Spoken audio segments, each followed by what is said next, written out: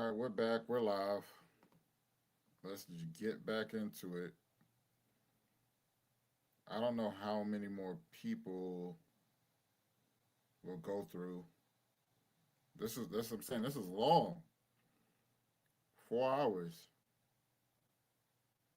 Based on which program, and they vary based on which education, and they vary based on all kinds of things. That right there alone is not reparations, and it can't be counted as a form of reparations. If you yourself agree that people who are not specifically Black Americans benefit from it. If you also benefit Hispanics, but benefit Hispanics less, that doesn't change whether or not you benefited Black people. So Hispanics benefit from it? Affirmative action, less than Black people do, but they do benefit from it, yes. Right. So there could be white Hispanics, correct? Oh, sure, yeah. So there could be white people benefiting from it. Yeah, if you're going to consider white people and you're within the race versus ethnicity, then sure. So even white people are benefited from this, and you want me to agree that this should be accounted as a form of reparations? Oh, I think there is a Hispanic, non-Hispanic option on those, right? Like we Yeah. are counting that in. You have to check off Hispanic in order to Yeah. get it, which is a separate program. So they might have it's a white racial versus skin, ethnicity. right? But they would have to check Hispanic or not Hispanic. That Yeah. would be the differentiator there. Yeah, but you could be Hispanic white, and you could be non-Hispanic white. So they could still be a white Hispanic. Well, not Yes, there could be a white Hispanic. yeah. Yeah. And So then- look at her. What is she doing? What is she doing? Why is she in the conversation right now? Why is she interjecting herself in the conversation right now? You're not telling me anything I don't know. I'm saying something that makes perfect sense. We're arguing that other people, I'm talking about white people getting this benefit that he's talking about. And he said Hispanics get it. And I'm saying you can be a white Hispanic. And she's saying a person could have white skin but be Hispanic. No, I'm talking about the person's race. First of all, no one's skin is actually white, but I'm talking about the person's race. They can identify as a white person and they can be labeled a white person. Hispanic is not a race. So what is the person's race? There can be white Hispanics. There's either white non-Hispanic or white Hispanic. That's what I said. And she's trying to interject herself already for no reason. You're supposed to be the moderator. You don't need to talk right now. Who like this? She doesn't know how to moderate. Like, who told her that? Who taught her? Like, her bias is so clear. Her bias is clear. Keep in mind, and I say this 1,000 times, on breaks, in between me debating different people, she's up there talking about, oh, I don't know why no one brought this point up. Why didn't someone say this? And she did that until she was out of my sight. We got in the same vehicle. She went back to her hotel. I went to the airport. She was in the car. It was a few of us. It was me, the Carson kid, Jake, and her with the driver. And she was in the car. Like, I'm surprised nobody brought up this point. Now, it was stupid points that would have easily been debunked, but she was saying that. And I'm like, why? Like, it would have been easy destroyed. But why are you saying that? You're supposed to be impartial. So she did that until she was out of my sight. Like, you got no business to be interjecting right now. That's what I'm saying. But these people typically receive less affirmative action programs than, say, an Afro-Hispanic person would be, or than, say, a Mayan or other kinds of Hispanic programs from that. So you want me to agree that this is a form of reparations, even though even white people, Asian, all racial groups can benefit from it? I mean, not to the same degree. No, you absolutely are benefiting Black people over white and over Asian students. I'm not adding it into the same degree. Does every race essentially benefit from affirmative action? The only time white people do is when they're also from the Hispanic group. Every group benefits. That's a lie. That's a lie. There are affirmative action laws for people with disabilities, for gender roles, for gender, all types of things. So we know that white women and disabled people, white people and different people are getting benefits from affirmative action. This is stuff that can easily be looked up. So, and I'm going to say that. I'm like, we know white people benefit from affirmative action, so I'm not going to even ask to fact check that. I literally said that. You can't, the whole point of a debate is you can't lie. When you get caught in a lie, you lose. And these people were up here just lying. That's what I'm saying. Like, we got to have honest conversations. These people up here lying so that they're going to attempt to win. I'm being honest. No one in this could point to one lie that I told for 4 hours.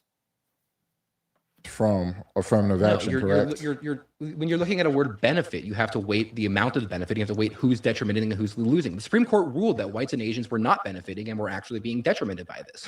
And so you're trying to say that white groups are benefited by it. It's just not the case. It's just not right. So they're not benefit. So now your argument is that they don't benefit from it at all. White people do not benefit from affirmative action. Some Hispanic white people can get some amount of affirmative action programs, but white people overall do not, whereas black people overall do. This is a program specifically designed to help black people and specifically designed often to harm white and sometimes Asian students. So other non-black groups benefit from affirmative action, yes, correct? But less. So again, that's not a form of reparations. I'm not going to even ask to fact check that because we know that other people benefited. We know that white people benefited from affirmative action. If other groups that are non-black benefited from affirmative action, it can't be a form of reparations. This is just a non sequitur. A form of reparations is specifically for Black Americans who are descendants of slaves and can prove it. No, imagine if we had a program that said we're going to give $100,000 to every descendant of slaves, and we're going to give $50,000 to every descendant of Native Americans, and we're going to give $10,000 to every descendant of Japanese, or some program where we looked at people and we gave some benefit to some and some benefits to others. The fact that we also gave benefit to the Native Americans wouldn't change the fact that we gave some benefit to Black people in this hypothetical scenario. And so just because we decided to also benefit Hispanics, we decided to also benefit other groups in these affirmative action programs, doesn't mean we didn't give a reparation to Black people. We looked at an educational discrepancy and we decided based purely on a discrepancy that there must be discrimination. And then we started to try to fix that discrepancy with discrimination in the reverse direction, pro-Black discrimination. Is that not what you're asking for, is pro-Black discrimination? No, that's not what I'm asking for. And it does not account for, it's not a form of reparations. If you say, hey, we're going to give these, we're going to benefit Black people, but we're going to benefit Asians and Native Americans and Hawaiian Pacific Islanders. We're going to benefit everyone. We may throw in something to where Black people benefit a little bit more, but everyone's going to benefit. That's not affirmative action, because no group in American history, no racial group comes close to experiencing what Black Americans went through. They didn't build wealth for this country like Black Americans did with slavery. They didn't go through what Black Americans went through with Jim Crow. They have no reason to get any form of benefits for anything. And the people you mentioned, the Japanese, when they were treated unfairly, put in internment camps, they got reparations. Native Americans, they got reparations. Jewish people got reparations. Every person you can name who were unjustified some way in American history, they got reparations, but Black Americans didn't. So why did we not? Well, let's stick with a particular program. If Hispanics didn't get affirmative action benefit, if the affirmative action benefit was only Blacks and the exact same pro-Black benefit happened, but we removed the Hispanic part, we removed the Indian part, we removed all these other parts, then would it count?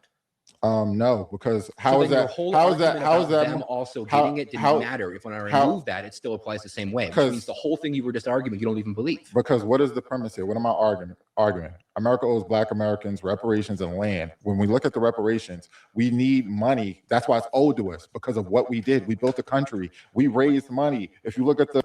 So he tried to say, I don't believe my argument if I don't count Black people getting into college as a form of reparations. One, not every Black person is going to go to college or needs to go to college or stuff like that.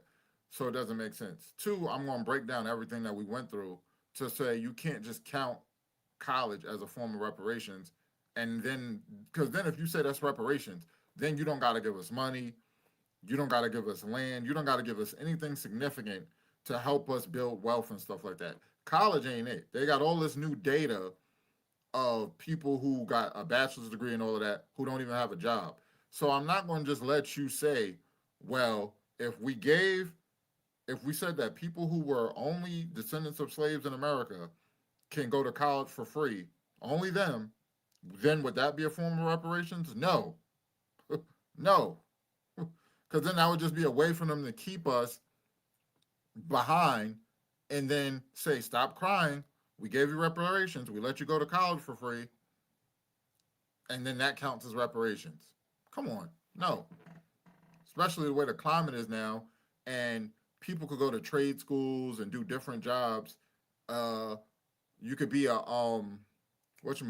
content creator, all these different things. and do certain things now. You can be an entrepreneur. There's different things you can do without a college education. It's not like in the early 1900s or 1940s, 50s, 60s, 70s, where the college education was far more valuable than it is now.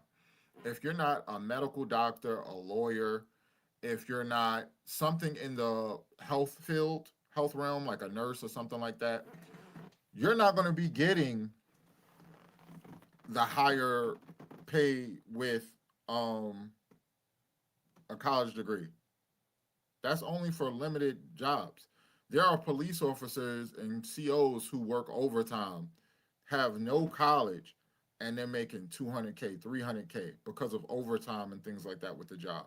There's different jobs now where you don't need the college education. You could be a plumber, electrician, you could be a contractor and be good with this stuff. I flip houses.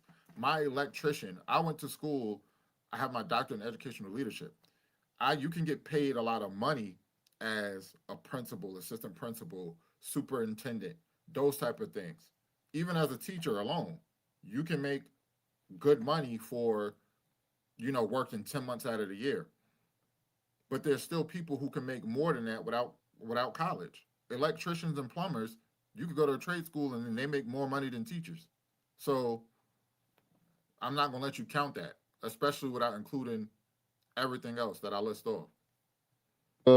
Enslaved product output for slavery, the slaves, the money we brought in, 1800, 57.6 million, 1810, 77.6 million, 1820, 106.7 million. They increased by the decade the amount of money that American slaves brought in building this country with free slave labor. They never got anything for that. So then when you release the people into society saying you built this country, yeah, you built this country free slave labor, you allow us to become the most powerful nation, then we're going to release you into society with vagrancy laws, the black coat laws, we're going to imprison you, we're going to just say, here, you go. Here, go in society and build wealth now. And you didn't give us anything for it. Entering in society, we know what PTSD is. When people go away to war, they come back and they visualize all of their experiences.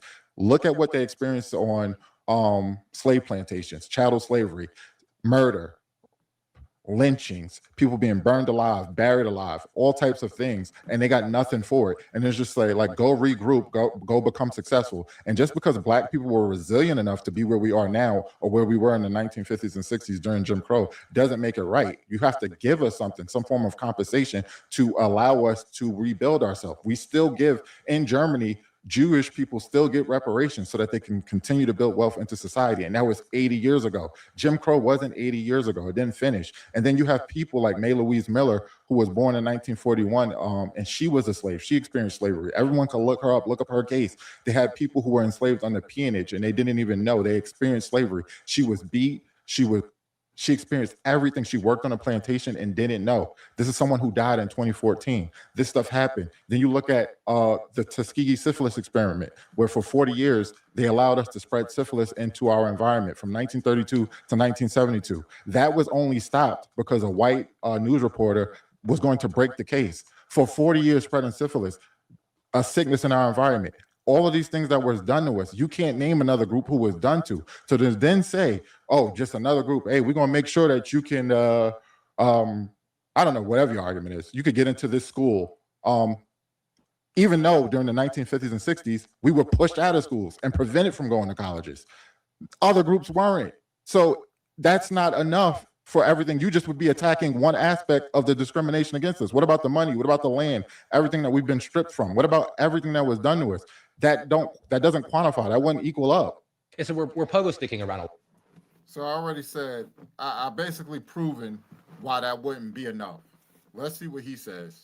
A lot. I made a lot of different arguments there, and I want to try to pin down the particular arguments and then move on to the next ones. And so to start with the initial argument, which was that I said that you have affirmative action programs in schools, which are a form of reparation. And then you said, well, those programs also go to other races, and therefore it's not an affirmative action for Black people. And then I said, if we removed the other races in a hypothetical, would you then consider a form of reparations? And you said still no, which means your whole argument about it applying to other races didn't apply. So before we move on to the next argument, can we agree that your argument about whether or not affirmative action applies to Hispanics and to Indians as well is irrelevant to whether it was an affirmative action program that favored Black people?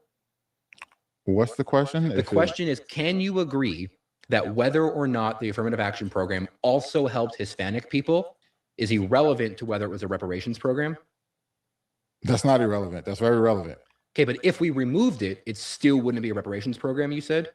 If we removed the Hispanic portion but kept the Black portion, you still don't think it would be a reparations program?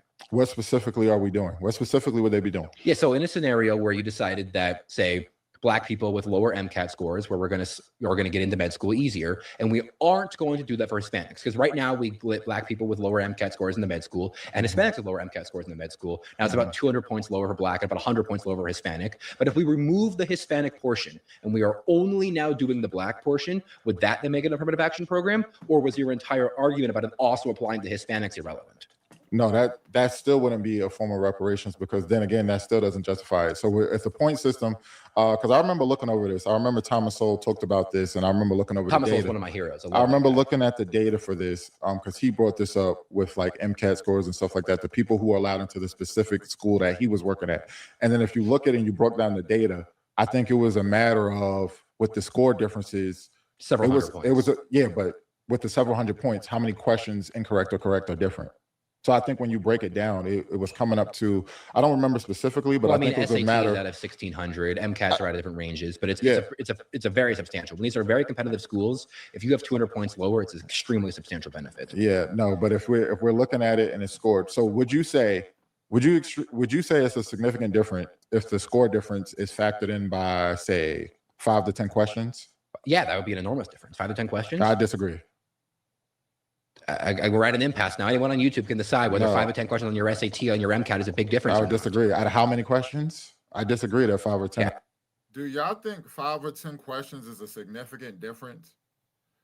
Type yes or no in the chat, because he's talking about MCAT scores. Black people being allowed into the school with lower scores. If it turns out we're talking 5 to 10 questions on a SAT or an MCAT, that's not a lot. And then we're going to get to like the SAT, for example.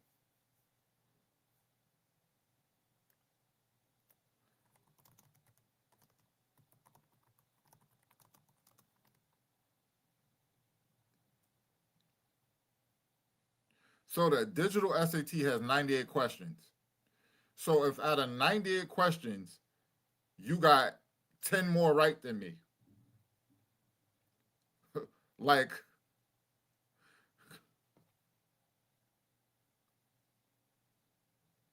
and we're going to name a percentage. We're going to say 12%. So if the person got 100 and the person got an 88, that's a significant difference. You have an A+ student and a B+ student. And then I'm going to say, but the B+ student is coming from a disadvantaged environment. So this person got a B+ in a disadvantaged environment. Or they presume that the person comes from a disadvantaged environment. They look at several things. That's another thing that has to be factored in. When people apply to colleges, they look at your GPA, your extracurricular activities, your letter that you wrote to get into the school, what did I say? Your GPA, your letters of recommendation, extracurricular activity, your letter to get into the school. They look at your coursework, your weighted coursework. So did you take pre-AP courses, AP courses? What was your coursework with that GPA? So they look at several things along with the MCAT scores or your SAT score. So they're not just letting people who are like straight C students or straight D students into these schools with the lower MCAT score. These people generally have good overall academic resumes, and they may have a lower score MCAT or SAT than someone who's but it's not that significant.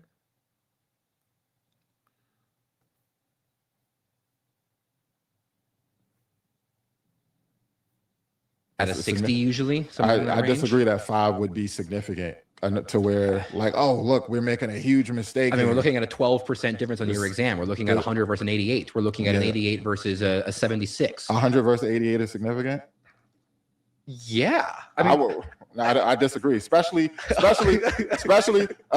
when the person who scored the 88 has been placed at an economic and systemic disadvantage. no, I'm trying to argue that they're placed at an advantage. No, but you're trying to argue getting into the school is the advantage. Well, they But have other advantages too. my saying that they've been placed at a systemic disadvantage when you have a predominantly Eurocentric curriculum and you have a curriculum where it trains the mind and it provides a false narrative to Black American history. They don't get to learn enough No, about. we have CRT in schools and all of this. We actually don't. We actually are. Our schools are extremely focused on decolonizing and decentering whiteness. That's like all. So he brings up CRT. He brings up critical race theory. No, he doesn't know what he's talking about. He doesn't. We wish schools had all of these different practices that they don't have. He wishes that. My whole dissertation was about this. Okay, Dr. Gloria Ladson Billings is one of the leaders in the country on speaking on critical race theory. And she would tell you we don't. Like, so that's just not, and I have emails of correspondence with Dr. Gloria Ladson Billings from when I was doing my dissertation. No, we don't. He's speaking from maybe his local experience, but not nationwide. No. All of our programs are very focused. No, on they're this right not. now. Yes, they No, are. they're What are you not. talking about? So again, I already cited McGraw-Hill textbooks and several studies have been Yeah, done the by case this. where they describe So- it as a migration. Yeah. It's not just a migration, but on the definition of migration, people moved. No, several studies. What? People were relocated. They were forcibly migrated, but Yeah. of course they were migrated. Yeah, but you agree that that's a false narrative to put it as a migration. If that was the only sentence in the entire book about slavery, that'd be unreasonable. That is not the only sentence in the entire book about Right. slavery. All right, Slavery so- is evil, and so the book says slavery is evil. If it's omitting, no, the McGraw-Hill textbook don't. The book doesn't say that slavery was No, wrong? it does not. Fact check that. Fact check it. Come on. Fact What are we check talking about right that now? it says it's evil. It does not say it's evil. It doesn't. That's not even the type of language that they use in this book. So there was a study done Every by. single There was educator a is going to teach there- slavery was evil. All Huh? of them. Every single middle and high school history teacher is going to tell you slavery was evil. It was an evil no, that they're America not. did. No, they're Is not. it? What are you talking So about? so that's not even something you can prove, and there's no need to say that. Oh my God. He just said every single middle and high school teacher is going to tell you slavery was evil. I already did a video on that, how we got all these teachers that use the hard R. They are racist. There was a teacher who said that the white race is superior. There was the teacher, her name was Karen Savage. She hung up a black Barbie doll by a rope on the projector in the classroom. It's too many cases that we have nationwide on these teachers. So that's just crazy. And that's what I told them. That's not the language that they use in books. They're not going to say, oh, slavery was evil. They would say, oh, this was an unjust practice or something like that is the language that they would use. Now, that could be him being semantics. Oh, it was wrong. But the thing that's crazy here is he's going to later reveal that he hasn't read the book. He hasn't read from the source. So it's crazy to be debating me on this right now. Like it's crazy to be debating me on McGraw-Hill textbooks, saying what the book says, and saying I'm sure it says this when you haven't looked at it. That's like allowing hearsay in court. Like you're not rooted in evidence. I'm someone who read from it. It's in my dissertation. I'm not guessing. So that's just crazy. Kind of, The- sorry, it moved, but it flagged it saying that it didn't just say, oh, where'd it go? Yeah, it was. It was, You scrolled past. I saw McCraw. Yeah, McGraw-Hill provides higher. Oh, that's not. no, hold on. the There was a right red one up here where it said no. Speaker suggesting the book only mentions slavery in a single sentence or only very briefly. This is the claim under dispute and transcript, but the Hey, it's available Thomas Sowell. sources indicates the My guy. opposite. Slavery receives substantial treatment. It moved on me. Oh, sorry. again. Well, yeah, slavery Sorry. received substantial treatment, and it talks about Yes. the evil of it. No, That's what the book no, does. it doesn't say it's evil like you said. She's trying to find something to read that can make him seem right.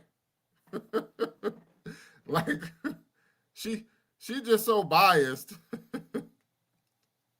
That's just crazy. So and he hasn't read it. He's gonna say it. I'm like, you read it? No.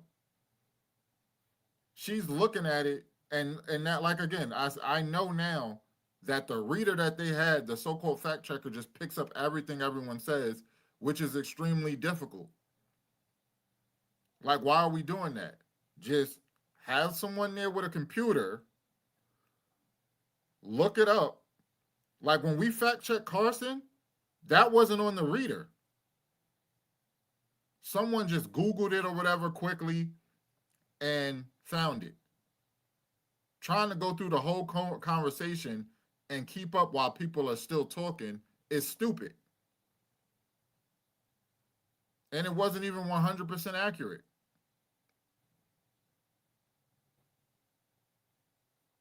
But no, it doesn't. I don't know if it says word for word slavery was evil, It doesn't. but So absolutely, you would the agree book if is an it's anti-slavery book. No, it's not. You would agree if it's I don't know the would same you point. We're would just, like, you arguing no, it's nothing at this not. point. You I think have the a book is- question. okay, Would ask you me the agree question. if it's omitting that? He said it's an anti-slavery book and he hasn't read it. Okay. It's anti-slavery to what extent? It's portraying the people, the victims of the transatlantic slave trade, as migrants, as economic migrants. Like at some points in the book, it says, oh, they had a bad experience and stuff like that. But you can't say it's anti-slavery when the whole context of the transatlantic slave trade is missing. It's disingenuous. It's softening the blow. It's making it seem more humane. Saying that these people were workers and economic migrants who migrated here is crazy.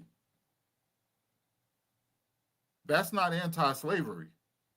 Like any context from that, like, oh, during their voyage over, some of them died. You still called them migrants. That's why I'm going to tell him. He's going to throw in the word. It's a forced migration. I'm like, it doesn't say forced migration. So framing it as a migration is already crazy and just wrong. And that's what he should have just admitted. The percentage of people who died coming over, if it's omitting that they were sleeping amongst each other, forced to defecate, urinate, menstrual cycles, all of that in one place, would you agree that that is a detrimental narrative to not include that? It would depend on the level of the history that it was teaching. If it was a very substantial, in-depth history book that didn't include those things, that would be bad. But your evidence doesn't say that at So- all. Your evidence so says listen. that they called it a migration, which They is did. a forced migration. It It's a doesn't say forced In migration. that sentence, sure. I guarantee throughout this book, it No. includes that these people were not just like hopping on the boats and moving over there. Have you all read it? Gandhi. No, have you? Yes. Okay, your fact check was wrong. No, it wasn't. No, it wasn't. Run it No, it back. wasn't. Put it Run back it on the back. screen. It's Put it not- back on the It's screen. very- What are we okay. talking about? Number No, it wasn't. one, we are disputing the concept of migration. And I will agree with Jake. Jake is correct in terms of the concept of when we say migration. Now, Mhm. migration can How is a moderator saying I will agree with Jake?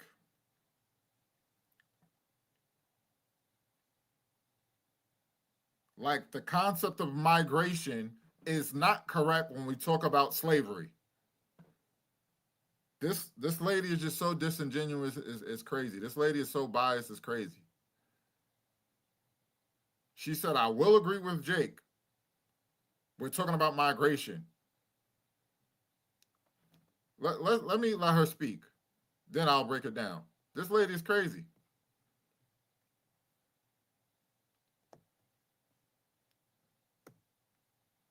can very well be branched off into several different categories. Mhm. You could even go back in time of, from Ireland to the Vikings to this of what kind of migration happened and why. Some were forced, some were, there's like a slave trade, so on and so forth. So I think we have to understand when we say, oh, they called it a migration, it would definitionally be constituted as a migration. Mhm. However, we have to further continue to say, does McGraw actually open the door for? Now, I went to school in public schools. Mhm. We learned very much about slavery. I know my children, I've got a high schooler and a middle schooler who are bringing home that same work. So I know that it is still active in the system, but I'm not going to throw the dispute at you, but I think we need to get back onto the same page with where we're going in this conversation. I mean, So other I'll things that offer they leave out, up they a don't- study. I'll offer up Okay. a study. So she just tried to support Jake. She tried to say, oh, well, I remember when I was in school how they talked about slavery and they were against slavery. I have kids now who are in school, and when they bring home work, it seems like they're against slavery. She's trying to support his stance and just completely ignoring what McGraw-Hill textbooks state. And he hasn't read it. And she didn't point that out. So if she was being an honest and fair moderator, she would have said, in all fairness, Jake, I don't think you can comment on a source that you haven't read. Exactly. The book didn't say forced migration. So to say it's disingenuous to say, oh, it is a form of migration. No, it's not. It's the transatlantic slave trade, and it was kidnapping, it was slavery, it was evil. They don't use the word evil in books, but that's what it was. And it didn't say forced migration. So you're missing a key word to just frame it as, oh, migration. And when they talk about migration, he's right. It's moving. It's when one people move from one place to another. Let's look at the exact definition of migration, because they're trying to minimize it. And that's the whole point. Migration is the movement of people or animals from one place to another, often with the intention of settling in a new location. Human migration, people moving from one region to another. So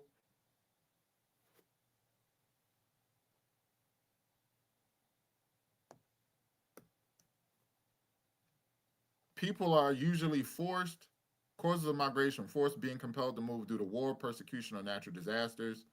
None of these qualify under migration.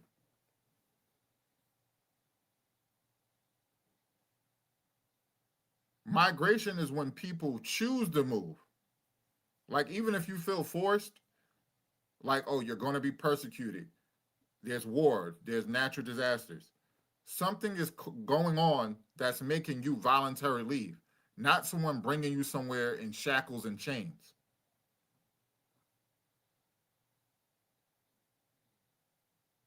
That's not a migration. So she tried to support him, and she was like, I'm going to agree with Jake. No, you're wrong, and you're just biased, and you're trying to make him appear better than he is.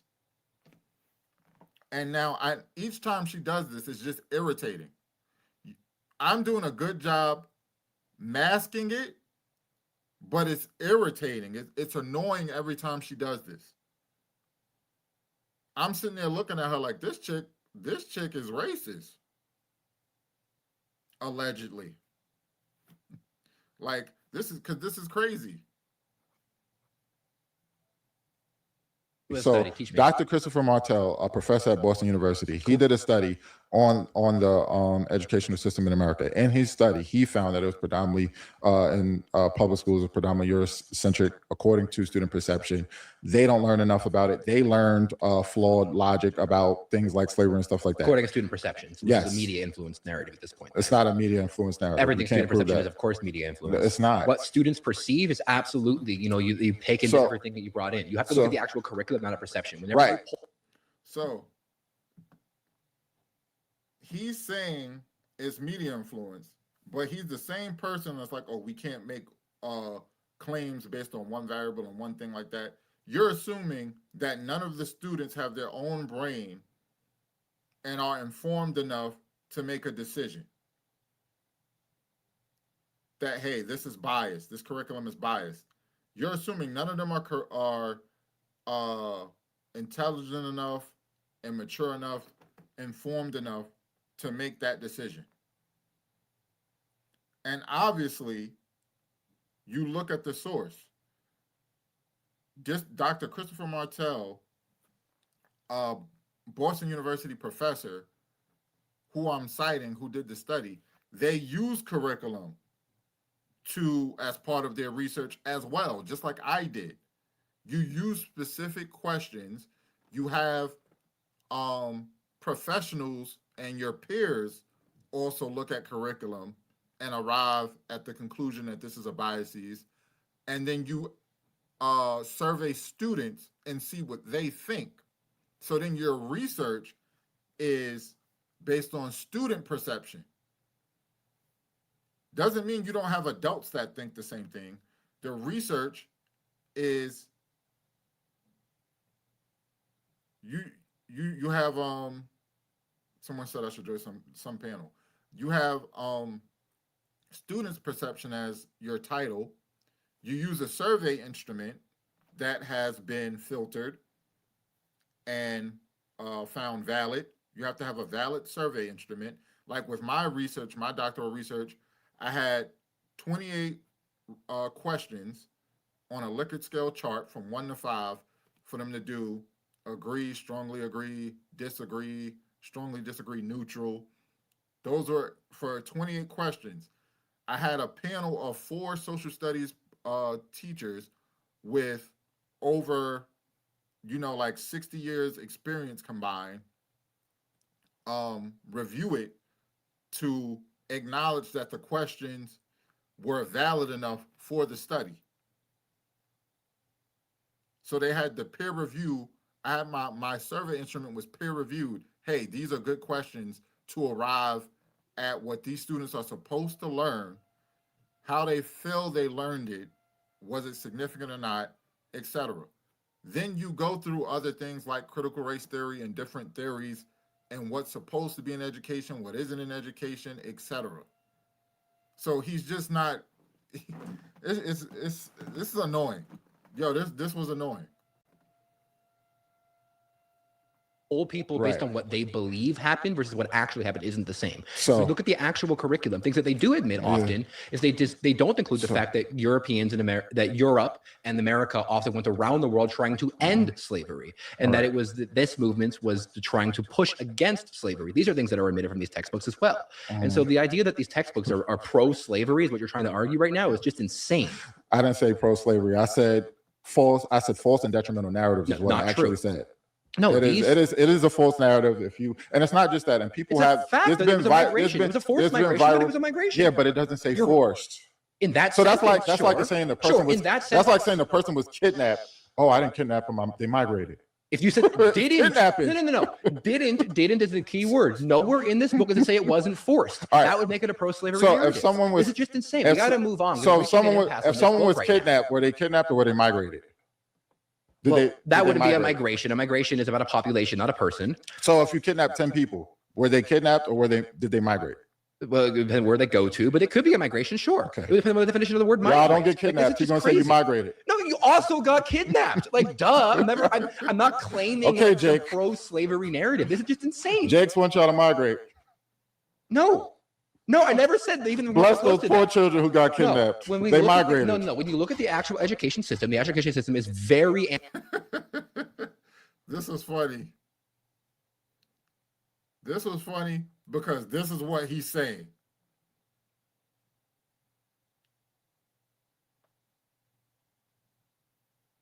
This is funny because this is what he's saying. He's saying, oh, migration, yeah, Ethan laughing. The whole, they were laughing the entire time.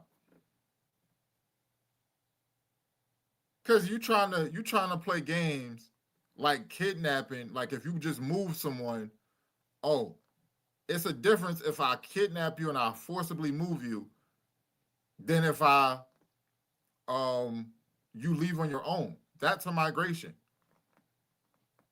This is ridiculous. Anti-slavery, and it teaches slavery very, very clearly. When you look at the benefits that are given to Black people throughout the systems, going back to my original point of the education, I know you said that you didn't like the education point. How about we talk about the Small Business Administration? The Small Business Administration gives select loans to minorities and to disadvantaged groups. And so we have literal money and literal land that's being prioritized to Black and to other groups that were historically disadvantaged, more so to the Black ones because they were more so discriminated against and disadvantaged. So we already have these programs in education. We already have these programs in loans. We already have these programs in hiring. We already have these programs across we the don't. country. What do you mean no, we You don't? said we had these programs in hiring. Yeah. So again, I'm gonna bring up recent research to you. First of all, they've done studies on job discrimination. They've done studies that show people have been discriminated in jobs based off their name They show alone. distribution. Then They don't. again, I'll give you a specific study. They always talk about Black people trying to do better. And when Black people try to do better, there's often cases where we get discriminated against. In Long Island, 2022, Nassau County and Suffolk, you had 6,700 Black police officers, Black people going out to be police officers. They were in the process to be a police officer. They only hired 67 out of 6,700. That is the improvement. main.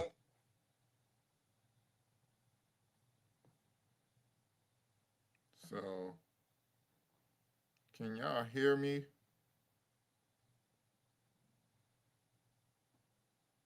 Let me, I want to pull up.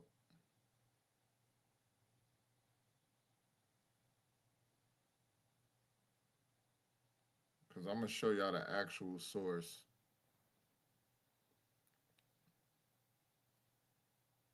Do I still have it?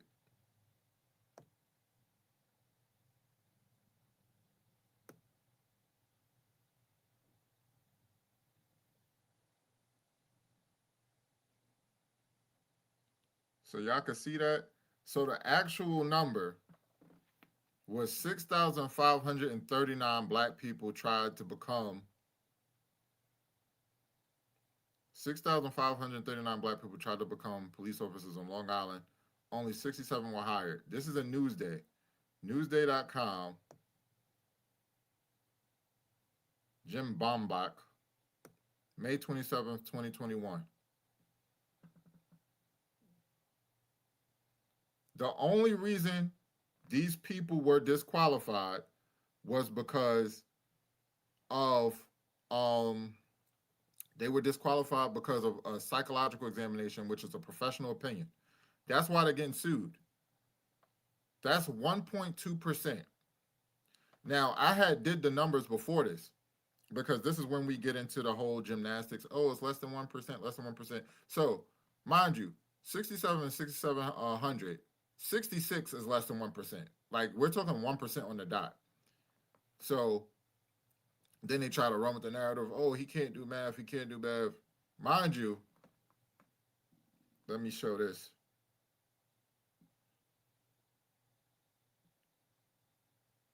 I didn't even care at that point. I was just checked out. I'm not gonna lie.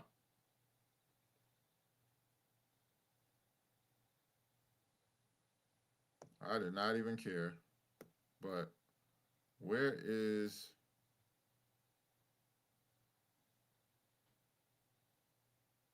dang, where's the other videos?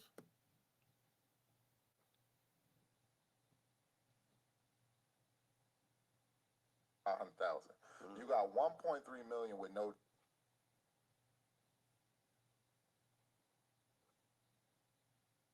Okay, here it is.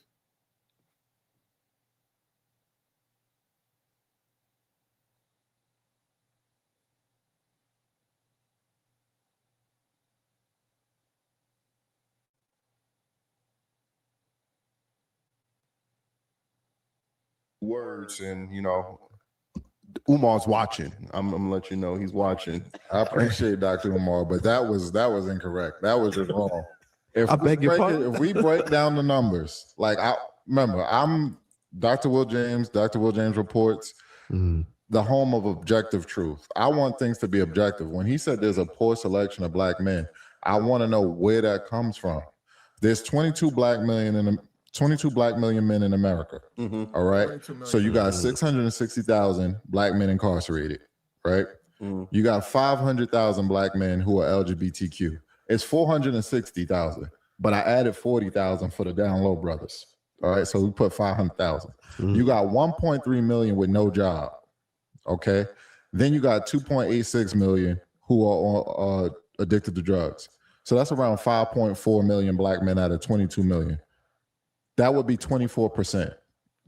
Mhm. That would still mean, and that's if you compound those on top of each other. Some of those intertwine. So, like some of the LGBTQ brothers are Right, in right. drug addiction. Right, right. Some of them are incarcerated. Mhm. But even if you stack it on top of each other, out of 22 million, you get to 5.4 million, 24%. Mhm. How is that a poor selection? So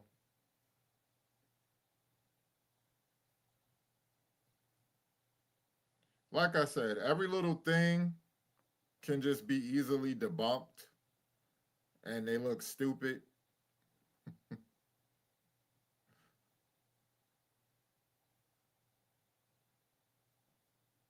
Discrimination. The main course for denying them was a psychological, Okay. which is based off of not facts but a professional opinion.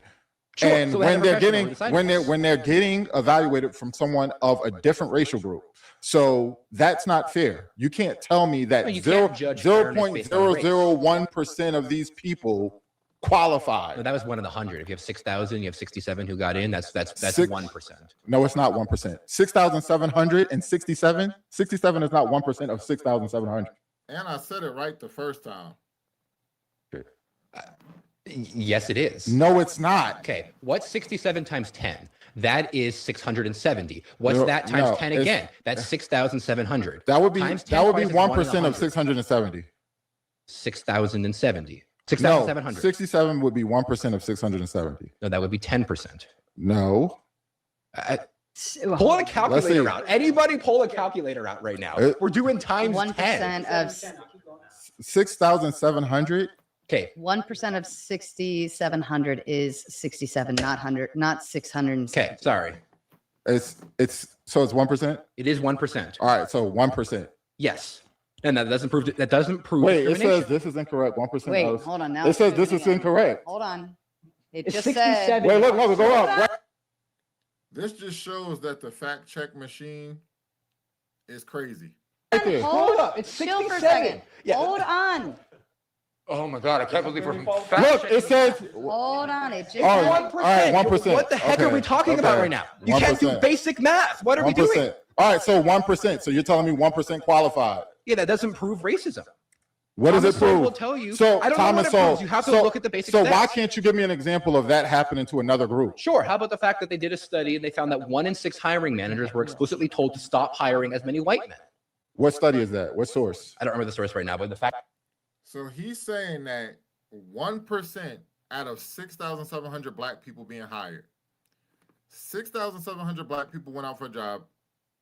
If they hired 67, I think the exact number I just put up was 6,539. And I spoke about that. So again, when I had did the numbers prior to the debate, I had came up with like 0.8%. So I'm thinking in my head, 0.8%, not even thinking about rounding it. So once I rounded it and just gave the even numbers, 6,700 and 67, I'm on autopilot like it's less than 1%, less than 1%. So I'm not even thinking about doing that. That's why I said when you debate, stick with your numbers. Stick with your exact numbers, and if you can, have them in front of you. That's just as a debate tactic. But it's still, he still ran from the point anyway. So I'm saying, does this prove systemic racism that they only hired 1%? And he said no. So the discussion is pointless still. check, you can find it. See the Nassau County study coming up in green that proves it. I believe the thing that you're talking about happened, that 1% were hired. I can't It wait to doesn't see. prove I can't racism. wait to see. No. So here's one of the things you have to look at. What too. about the name one? the name one? The name one probably talks about type 1 discrimination versus type 2 discrimination. It's Type- discrimination. If you see a name that sounds black, If I see Jamal Wallace and I put his name to the bottom of the pile, is that discrimination? Racial discrimination? Does Well, that prove racial that would probably be discrimination? type 1 discrimination, not type 2 Does discrimination. that prove racial Are you discrimination? familiar between type 1 and type 2 discrimination? No, it sounds like you're talking about diabetes. Does No. that prove? You're trying to go around it? Does that prove No, I'm racial talking- discrimination? No, the A doesn't prove it, but B, it does Oh my indicate God. strongly that there might be type 1 discrimination, which is not type 2. Does it prove systemic racism? Absolutely not. No, it might prove that. You have to look into why it's happening. So why would it be happening, Jay? Why would it be happening? Well, one of the things that could be happening is the thing that Thomas Sowell talks about, which is type 1 versus type 2 discrimination. And so what happens is that often you can use particular sources of information as heuristics for other pieces of information. And so one of the things that Thomas Sowell will talk about, studies that they've done, is in places where they are already checking for criminal background on all applicants, the degree to which Black people are hired at lower rates decreases substantially compared to places where they are not already checking for criminal rates altogether. And so one of the things that's happening is when they're not already checking for that, you are using this as a heuristic, a poor heuristic, to try to gauge criminality. And this is not an example of someone who has a pre-built bias against Black people, who says, I don't want to hire Black people. This is somebody who is using a particular cultural stand-in as a prediction for something else, which is not type 2 discrimination. It's exactly what Thomas Sowell talks about. Are you aware that they did a study that even white people who had a criminal record, were more likely to get hired than Black people who didn't have a criminal record? Are you familiar with that? That would be insane. I don't believe that at all. Fact check that. That's true. There's a study that proved that. So does that So they didn't fact check this. I did a clip already proving that this is a real study. Remember, I called for the fact check. The moderator's not going to fact check this. And this ain't hard to look up. Just use the computer. Open up a new tab. include racial discrimination? That probably would. I don't know the details then- on this exact so situation. if that's being If you look done- at what industry it's happening, and you So- have to look at why it's happening. No, you Why can't it's take a happening? You can't take a multi-factor Jake. analysis. You have to make a multi-factor analysis. You are trying to point out a particular distribution where you say this group and that group are different, and then you say that the difference must be racism. This is exactly the same thing that actually racists do, where racists used to say, look at the approval ratings or the success of white, the success of blacks, and they would say the difference must be genetic. And that's unreasonable. You can't take a particular thing and assign a sole factor to a massively distributed difference. And so if I were to sit next to a racist and he were to say, look at the incomes of white people and look at the incomes of black people, clearly white people are better, I would say, no, how dare you say that? You can't take a single factor like that. In the same way, you look at the impact of black people, you look at the impact of white people, and you say, how often were they hired? And the black person got hired less often. And you say, it must be racism. And I say, no, you don't know that. You have to look at the particular details. And when you pull out the factors, another thing that Thomas Sowell likes to talk about, when you look at, say, in education, when you look at the incomes of black professors, they often are lower. However, when you compare them, Jake. whether or not you have a doctorate, Jake. whether or not you're in different majors, whether or not you're at the high level of schools, when you take into account all the other factors, the difference between white and black professors in income Jake. goes to zero. Why And so don't you Black have to do a Americans multifactorial deserve analysis. reparations? Why don't they deserve reparations? Yes. They don't deserve reparations, A, because A, they already are getting them.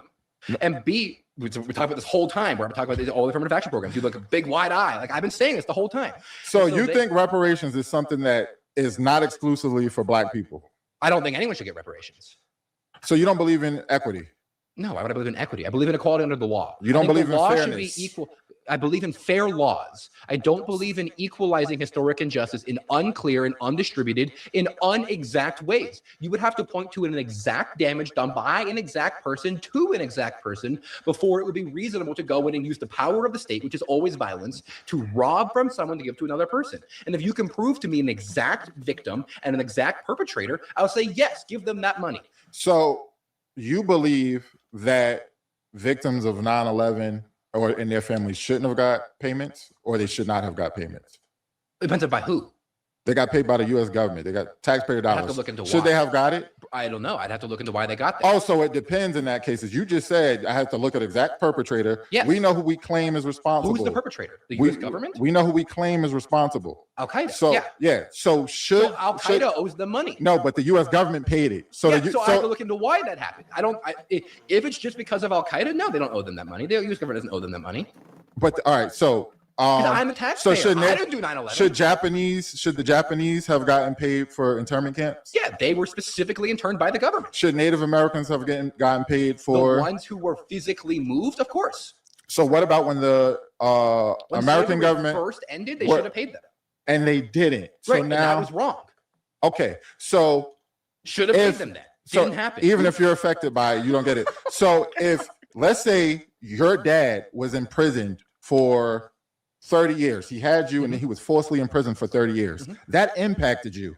You were directly impacted. We know the data, what it says when a child grows up in a household without a father. So then your father passes when he gets out. Now, no one should receive payment for that well, his injustice. estate is owed money, and then whoever the inheritor Should you get the money that he was going to his get? estate is owed money. Should you get the There's money? also a statute of limitations. I don't Should know you if I get should the money? Depends on where his estate goes. No, I'm talking about you. I don't know. No, his estate gets the money, not me. If he didn't leave a specific beneficiary, should you get probably the money? my mom would probably get it at that point. Should you inherit it if she passed too? Should you get If it? she's passed as As well, his son. Depends on how long ago it As happened. his and the statute of son. Limitations. Like, No, there's degrees he to got this. out. He Like, just I don't- you so know, at Well, I so think what- you- hold on. Monofactored You're saying at analysis. some You point have to you do should- multifactored Hold on. I analysis. think what Jake's trying to go down is the idea that there is a statute of limitations. There are legal requirements. Here come impartial Sarah interjecting herself in the discussion. Impartial Sarah and interjecting herself in the discussion when she's not needed. Like, shut up. In order to receive damages, who, what, where, when, why, Mhm. right? And what he's answering to is based on the legal factor based in on it. Mhm. So we No. can sit here and say, well, I believe I should, but the law in That wasn't the point. The hypothetical that I was given was very clear. The hypothetical here is very clear. If your father was imprisoned for 30 years unjustly and he gets released, should you then, if he dies, should you get the money? Should you? We're not, it's a hypothetical without going into literal legalities and things like that. So just like he used hypotheticals and other people did, I'm trying to gauge, since he's saying the person who was the victim of it should only get it. So I'm saying like his father was the victim, but he was impacted. So do you think you deserve the money if something happened to your father when he's released from prison unjustly? If he were to get out, and die 2 days after he gets out, do you deserve the money according to your beliefs? What you think, not the legal realm of it and what they can legally do. So she stopped to explain all of this for no damn reason. how it stands, whether state to state, county to county, or even federal law would recognize differently based the on. if you legally could access the money, should you get it as his son? Probably in that scenario. Okay. It didn't It happen to depends you on how though. much money, But though. it didn't happen to you. Well, it happened to his estate, and I'm the successor of his estate. So why are we not? Why I'm a descendant of a slave. Why I'm successor to that too? They never got it. I should get what was owed to them. Same thing. No, because of the time period, and also you have to look at the disparate impact that it happened on. There's no time period on it. Of course, America has given money to Native American trust settlements. We've given money after long periods of The Native time. American trusts are a disaster. The Native Americans should be allowed to sell their But land. we've given I'm it. so opposed But to we've the given way it. that we did. We've given It's it. wrong. You're not going to point to one wrong thing and say two different wrong. But you're things. saying there's a Sorry, time it's period not. on it, and we've already exceeded time periods before. We've already went over 80 years before. What So, happened in the Native American trust system is a disgusting system that we shouldn't have done. I'm opposed to what we do so with the the United American States trust government system. gives it to them, but can't give it to Black Americans, and you think that's fair? You don't even want what they did to the trust system. What No, they did to the trust you system, think they can't that's sell fair. that land. No, you think that's fair? No, I don't think that's fair. I don't think it should happen at all. No, so you think they should have did it for Native Americans, but not Black people? No. So Again, you're So you the have to think fact- of the time period, and so the disparate The time impact of how period- long ago it happened, as to how much you were impacted No. by it, the degree to which you are benefited by it, you get a huge amount of benefits from affirmative action programs, from student loan programs, from SBA loan programs, from all kinds of these no, we don't. programs. No, we don't. Yes, you do. No, I don't. You didn't get affirmative action when you applied to college. No, I have 5 degrees, and no, I did not. I- So they owe Yes, me. you did. So they owe me They owe you what? something you said I got that I didn't get. I don't think you got it. I know I didn't get it. I think you did. You're get right. affirmative action, though. You didn't get money. You did get affirmative action. No, I didn't. What do you mean you didn't? Did not. DID. I mean, we're at an impasse now. The No. Supreme Court says you did. No. I can tell you I did it. My student loans would tell you I did it. So that's stupid for him to say I got it with the Supreme Court ruling we went over, they were only talking about 2 colleges. They were talking about Harvard and the University of North Carolina. So with only talking about 2 colleges, he doesn't know which colleges I attended. He doesn't know my GPA. He doesn't know my SAT score. He doesn't know my extracurricular activities. Not everybody was getting a privilege. If someone has a perfect SAT score, a black person had a perfect SAT score, a perfect GPA, straight A's, they're not getting any privilege with applying to school. So his claim was just dumb. He was just, it was a racist claim. He was presuming, without knowing anything about me, just presuming because I'm black, that I got a special affirmative action acceptance into a college just because I'm black, without knowing anything about me other than I'm black. That's crazy. What are you talking about? When black So- people apply to college, you- they are given a benefit in the admissions process. You think That- that you just disagree with that, or you think Who? you were like special and you didn't get that? Or I you think what's didn't. I happening? didn't get it. Okay, It's- let's start with the syllogisms. Let's No. walk out. Because Did look, black people get a benefit when they're applying to because college? I want you a benefit that no other race gets. Did they Like we're get- back in that thing where you agree already that other racial groups get it. You So agree that that can't didn't be a matter form when I that removed can- it in the no, hypothetical. When you said it I didn't said matter it when I mattered. removed it in the hypothetical. What? It And matters I that said other. if there was a program No, that I didn't never have it said for that. I said Hispanics, it matters then that other racial groups get it. I've Hey, you got always it said more. that. I always said that. But can you agree that you got some though? That I got some. Yeah. Me specifically, That black people broadly get some broadly get some benefit when applying to college. They may get some benefits Yeah. along with other racial groups. More than that's Hispanics. Do they? You Well, agree that they get it more than every other group? I would have to look at the facts surrounding that, but I know other groups get it, so that's not reparations. If we had a system, when that Jewish did people got give reparations, costs, black if people we didn't had get a it. system When Native where Americans got Mexicans and reparations, Indians black people didn't get it. then would it When count? so you No, can't count it as you that. can't say You can't that count it as because that. you don't Starting even to roll believe that over that each other. matters. No, you don't believe that that matters because I said if we took a hypothetical where we had affirmative action programs for only blacks and we didn't have it for Mexicans, we didn't have it for Indians, we didn't have it for any other group, it was only black, you said that still wouldn't count as reparations, which means your argument for when you say because Mexicans also got it doesn't matter because you've nullified your own argument by saying it doesn't count in the hypothetical where I remove that other factor. You keep doing these single factored analyses. No, I Across wasn't. this whole conversation, I'm What trying else to did I say when I multi-factor. said that? You said that it doesn't count because Hispanic people, because Indian people also got it. What else did I say? You want me to tell you? Sure, tell me again. So when I said that, I listed out the numbers. I said we're owed reparations in land. We're owed money. Specifically, if you look at the explorations and economic history as a source, a Yes, 2024 57 million, 58 peer review million, stored, yeah. yes. Yeah, you gave this. We number. contributed the outputs 57.6 million, 77.6 million. There's all of the numbers that add up 1860, 500 million. When you add all of those numbers up, it goes into the billions that we're owed. Then after that, systemic Well, most of that money oppression, was destroyed. Jim Crow specifically targeted black people with the lynchings and all of this stuff. So if you then just Jim Crow point, also every- targeted Hispanic and Indian people often as well. yeah, not a logical fallacy to compare it to black people.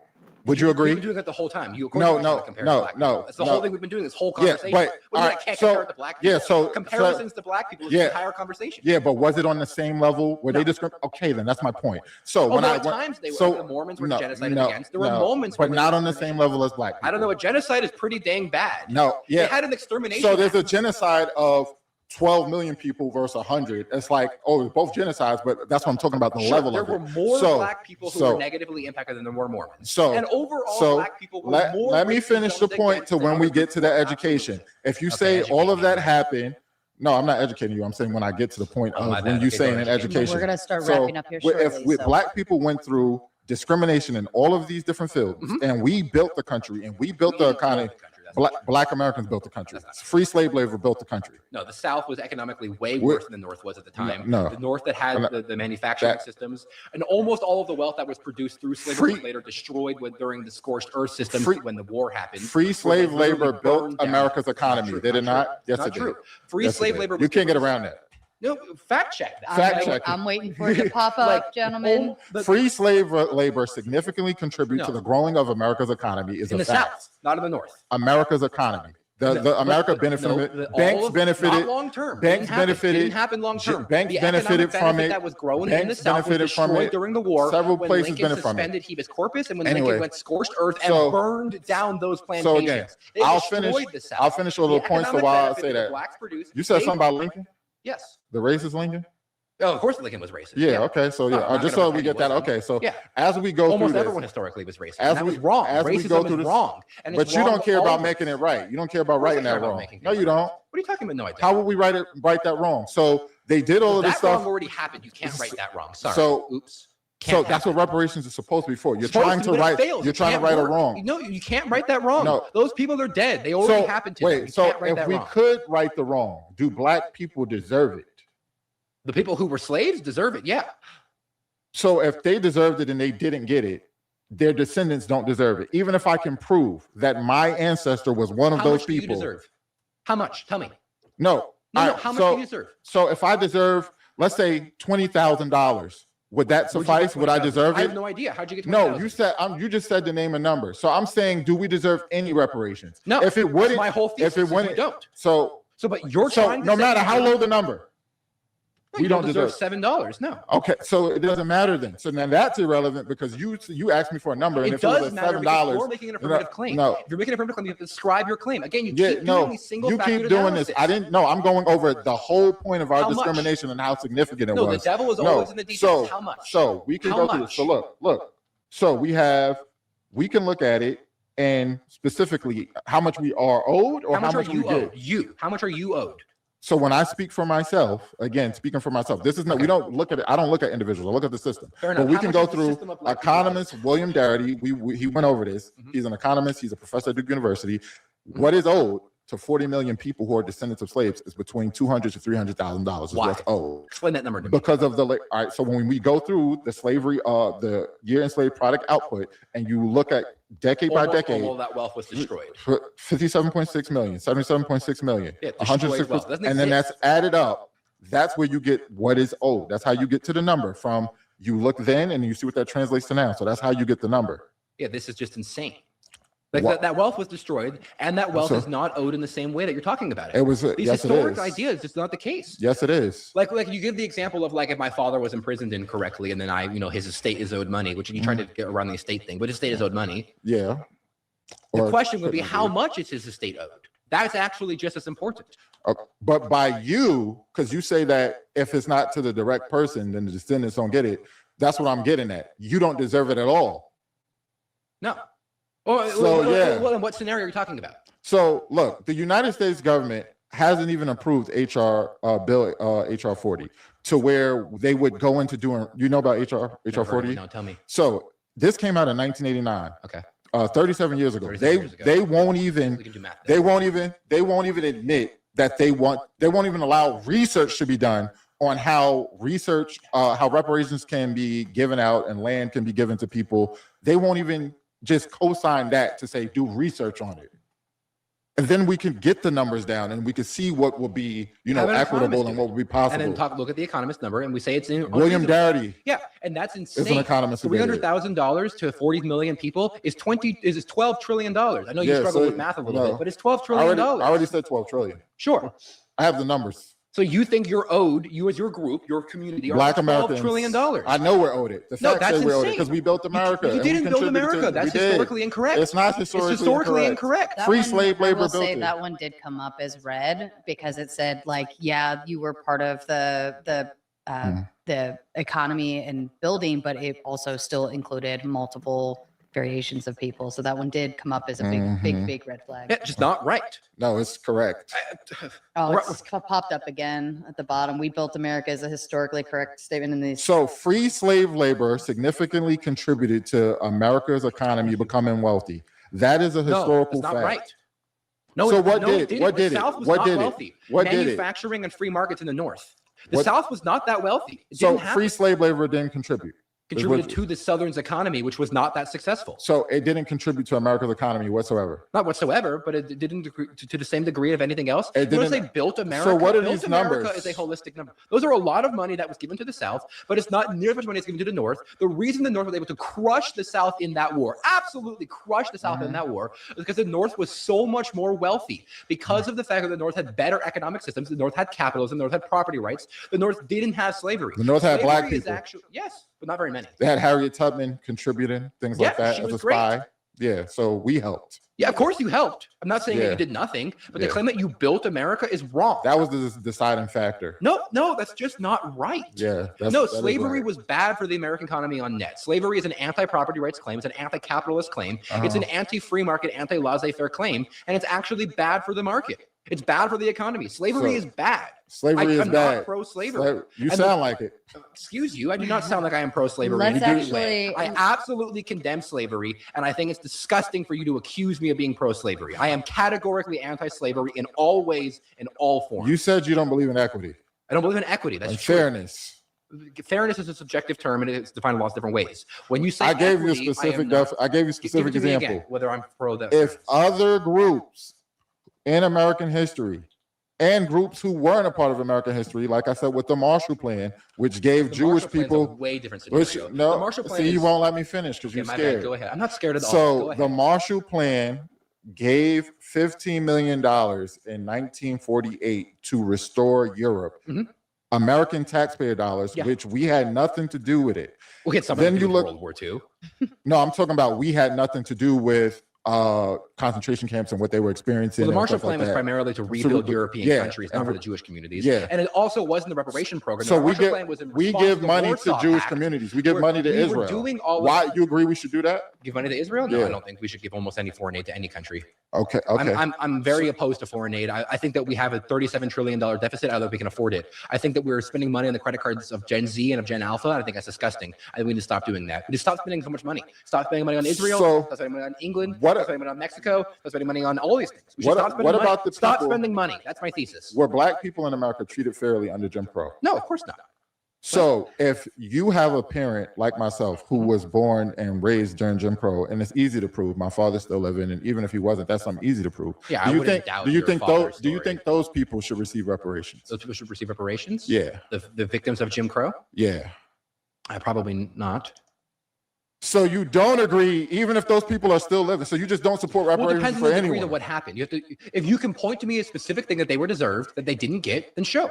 You should. We know that the United States government was systemically racist and well, the oppressive state to governments black mostly people. were. And if you want to say that Mississippi That's the owes go- people money who are in Mississippi, sure. That's the government. So No, they, those are different governments. yeah. So we know that the Mississippi United States government government. are different No, governments. but when we talk about systemic Jim Crow racism, were we're state talking about the government government. laws. We're talking about, we know Which the laws government? vary from state Which to state. government? We're talking about, we know the laws, the Which United government? States government. Okay, those were not Jim Crow. So laws. listen, no, we know the laws vary state to state. Don't Okay. try to run. I'm not trying So to run. I I'm already telling gave you, which government. already told you. Mississippi? No, you I may already- have a good case that Mississippi owes So, your father no. money, or Alabama, or whatever state your father would live in. I Yeah, don't know what so state your father lived in. if we- and you may have a good so- case that he was owed so- money by that state, which had a so- particular law for the particular victim. Okay, so, well, it's not a particular, I don't know if you mean. Your father is a particular victim. Yeah. Yeah, if but he I'm was talking to about actually systems, like, 'cause file black if people, he I was don't like actually these. to file No, a you lawsuit. always need a particular here's, victim. here's what, yeah, if he was actually, But no, you let's don't. say, well, yes, actually, if you lived in Mississippi and you Mhm. believe that Mhm. Mississippi owes you, She's not telling me nothing I don't know.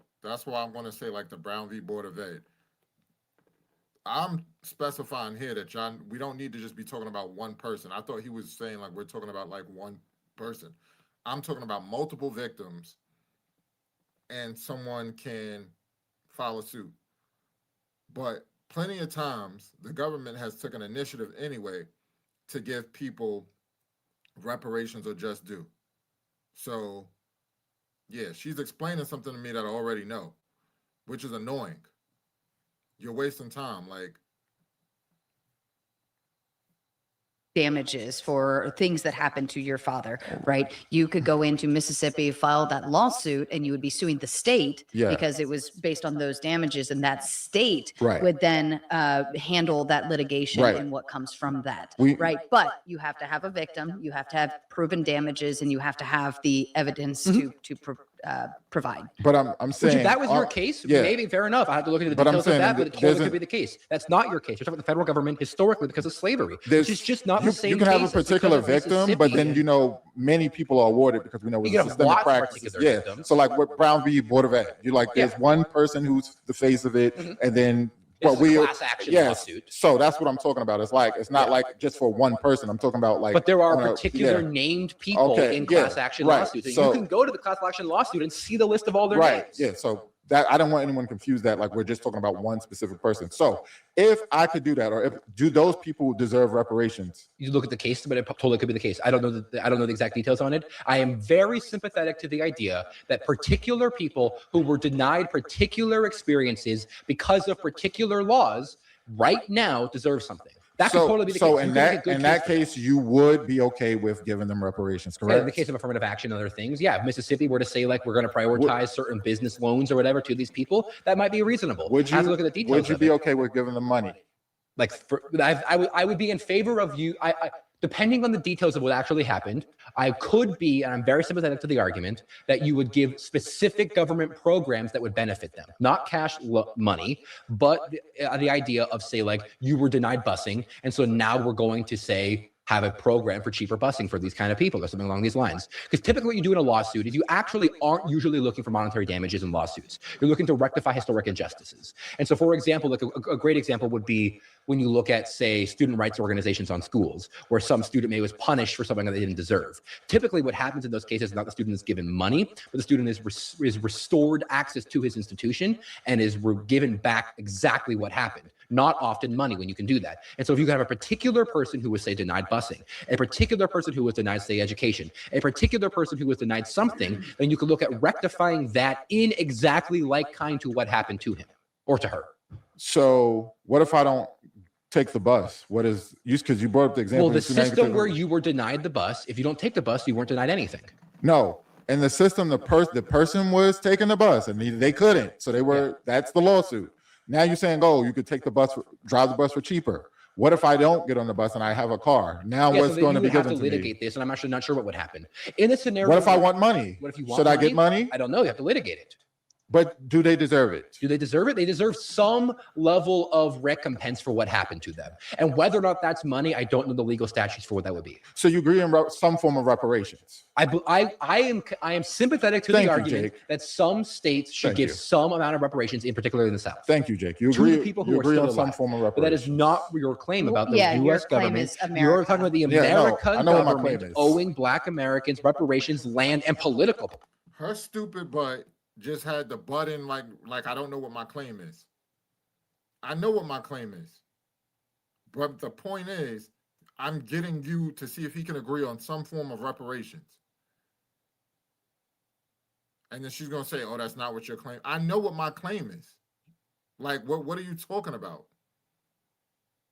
This chick was beyond annoying between her on-camera antics and then, like I said, every time the camera cut off and she's, oh, you guys should have said this. You guys should have said that. For the other people. And again, I still have to debate these people. Some of them haven't come up yet. So how are you assisting people when you're supposed to be an impartial moderator? That was so crazy to me.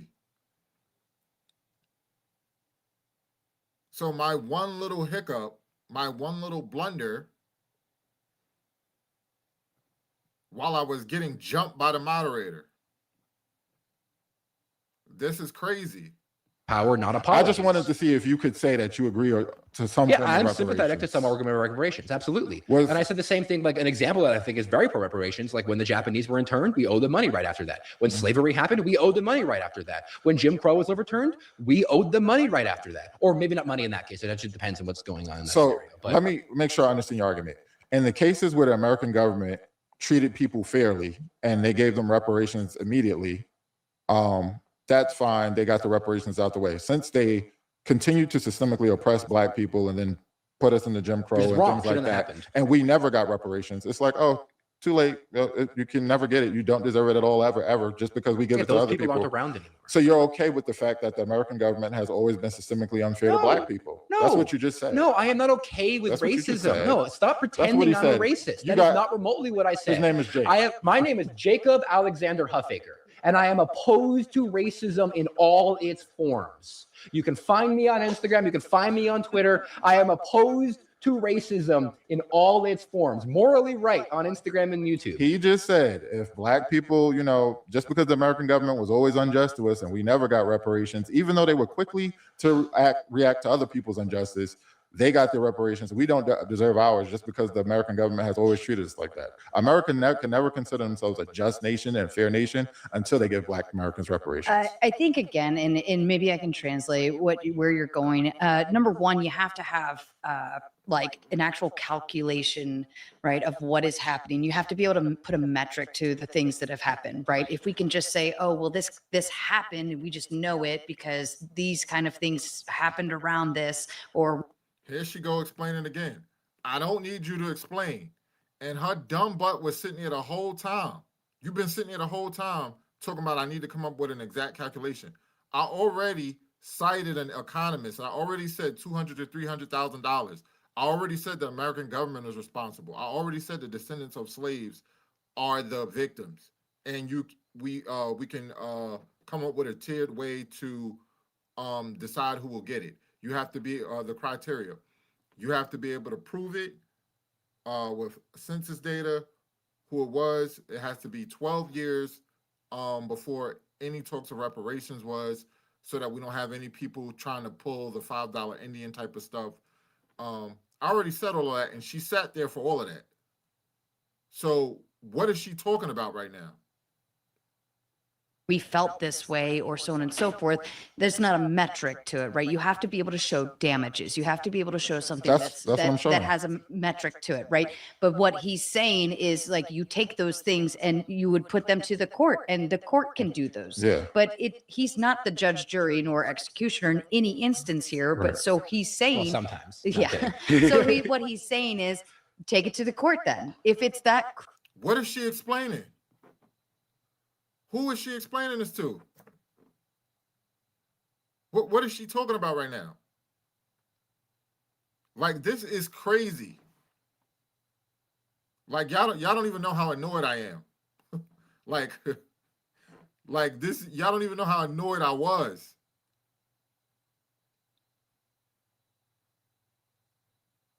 Like, what are you explaining? What's the point of explaining this right now? When I've already went over damages in this debate, in every debate where people sat down and we talk about reparations, I ran over the numbers by the decade, the slave labor that was produced, how we built the country.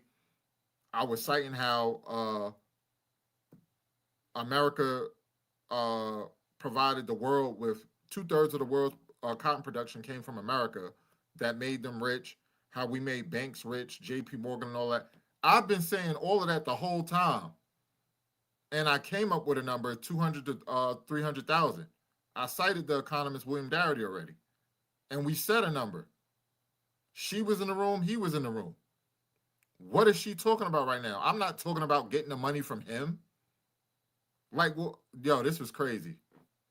crazy if you can put a calculation on it, and if there's damages that are provable, you shouldn't actually have any issue taking this to a state court or a local court or suing the person, right, that is actually involved. If you know the person that actually did damage to you and your And family. when you look at, say, the $57 million, that happen almost every single year, which, I don't disagree with that number at all. I don't know the stats on it. I believe you. Right. Again, like I said, almost all of that wealth was destroyed in the war. And when you look at the beneficiaries of that, the fewer than 8% of American households own slaves, even at the peak of slavery. And so when we're talking about finding the U.S. tax dollar, finding a U.S. taxpayer for things that were done by particular individuals who almost all of Americans didn't own slaves. Like I said, less than 8% of American households at the peak of slavery owned slaves. Fewer than 3% of individuals own slaves. Again, these are all Thomas Sowell numbers. Like one of my favorite economists, one of my heroes, is a Chicago economist. I love Milton Friedman. I love the Austrian guys. I love all these people. The idea that you could point to a particular person, those people had their almost their entire wealth destroyed in the war. We burned them all down. The wealth was not, and also the idea that you have dynastic wealth, that you have generational wealth that's produced. What by wealth this. was burned down? the plantation wealth. Of the slave owners. Yeah, we destroyed the South. We just destroyed the states that were doing the slavery. Those states were destroyed. The That South was just destroyed. I think that did pop up as red earlier, but I think it's looking for semantics on it. That wouldn't even, so like when we look at slavery, it's not like I'm going to be like I actually can point to a plantation that owned my family, Mhm. but looking at finding those family members today, the descendants of those slaves, would be difficult. I mean, those slave masters would be difficult. So when we look at the government and the fact that they denied Bill HR 40 to where they won't even do research into reparations, Because we shouldn't and we're have talking reparations. we're You shouldn't talking research about things you shouldn't we're do. talking about bringing this to a court that has always been systemically oppressive to Black Americans. That's part of our argument. No, the We're- idea that's that part the of our courts argument. the courts historically have been discrimination against blacks. Absolutely. Yeah. Like absolutely. Even in the You will 21st never- century, they are. No, when you look at things Yes. like for example, people like to point to the fact that like black people get pulled over more for speeding. Black people also speed more though. And so when you compare it, Thomas Sowell will do this exact thing. When you compare the gaps between speeders who then get pulled over, like a black versus compared Black to people are more likely to get a ticket too. you have to look at the details on how these people are behaving in relation to the police my officer. God. All right, this is Oh a my great God. time. You're Hold doing, on. doing single factor analysis again. Hold You on, have Jake. to do No, no. I love you multi-factor both. I love you analysis. both. But let's You put a have to do little pause on multi-factor this because analysis. now we're gearing in a different direction, which I would love to do this later. It's All right. 51 minutes. This has been I great. know I let it cook because you guys were doing so It's good good, to talk with and you, it was actually. great. I really Yeah. appreciated this Well, conversation. I want to let you do a closer for this, and then we'll move along to Cool. the next. Go ahead, Jake. Oh, I got to close it 1st. All right. My closer is a couple of folds. One, I think reparations are infeasible. I think it's impossible to track a particular victim in a particular time in a particular descendant of that person, and then try to assign a particular perpetrator to that person, and try to assign a particular dollar value to that, and then connect all those things. I think that's impossible. I think it's an impossibility. I think for a very long time, we have attempted to rectify historic injustices anyway through affirmative action programs. I think affirmative action programs have particularly benefited Black people, but they also have benefited Hispanics. They've also benefited Indians, who were themselves also substantially and systemically and discriminated against by this country. I think we have done actually a fantastic job of trying to rectify these things. I think on the education point, I think that we teach these things, and it's essentially all we teach at this point in the American education system is how terrible and awful the American government was, and how terrible and awful the American people were, which at times they absolutely were. They absolutely were. I think I've been accused of supporting racism. I think that's disgusting. I don't support racism at all, and I deny any allegation that I have ever supported racism, and I stand against any form of that. And ultimately, I think that we have had reparations for a very long time. I don't think they've been effective. I don't think they help. I don't think that they're useful. I don't think they're pragmatic. I don't think they're deserved. I don't think, to state the claim back, America owes Black Americans reparations, land, and political power, not apologies. Sorry, no, we don't. Thank you, Jake. To you, Dr. James. All right. So the simple fact is that America does, in fact, owe Black Americans reparations. When you look at different sources, a 2024 peer-reviewed study, and you look at the output produced by slavery, 1857.6 million, 1810, 77.6 million. You could keep going on and on about the output and how free labor with cotton, how cotton was major and other crops were major, and we were reproducing them for free on the backs of Black American slaves. That's undeniable. Then even if someone were to argue that coming out of slavery, white slave masters, their wealth was destroyed. The discrimination continued into the 20th century, where Black people were systemically oppressed on a far worse level than any other race, and didn't allow Black people to fully climb out of the hole. We created communities; those are destroyed. Black Wall Street is most famous, most widely known, but it was other organizations other communities we built that were destroyed systemically. They never allowed us to get out of it. Several Black people, Black leaders that we had, they were killed. Malcolm X, Martin Luther King Jr. It's just an unlimited amount. People don't even know that Martin Luther King's mother was killed. There was a whole thing. It's so many things surrounding just how they destroyed us. The Tuskegee experiment. I could go on and on with how Black people were systemically attacked. You can't say that we've received reparations when you start naming things that other groups are afforded access to. You can't say affirmative action and then state that other non-Black groups got the same thing. That's not reparations, because then it's not showing, it's accounting for the specific hardships that Black people have received in America stemming from slavery into Jim Crow, when other groups received those same access to those same government benefits when they didn't experience what Black Americans experienced. So to close, everyone in here will agree, everyone watching will agree, no group in America has been oppressed and systemically treated unfairly on the same level as Black Americans. So you must give Black Americans something that other groups are not afforded. Thanks for watching all the way to the end, guys. Please hit like and subscribe. It helps us grow the show and helps us get bigger guests. Thank you so much. Hey, Dr. James. Nice to speak with you today. So I've seen a lot of the other debaters here. Should we continue watching?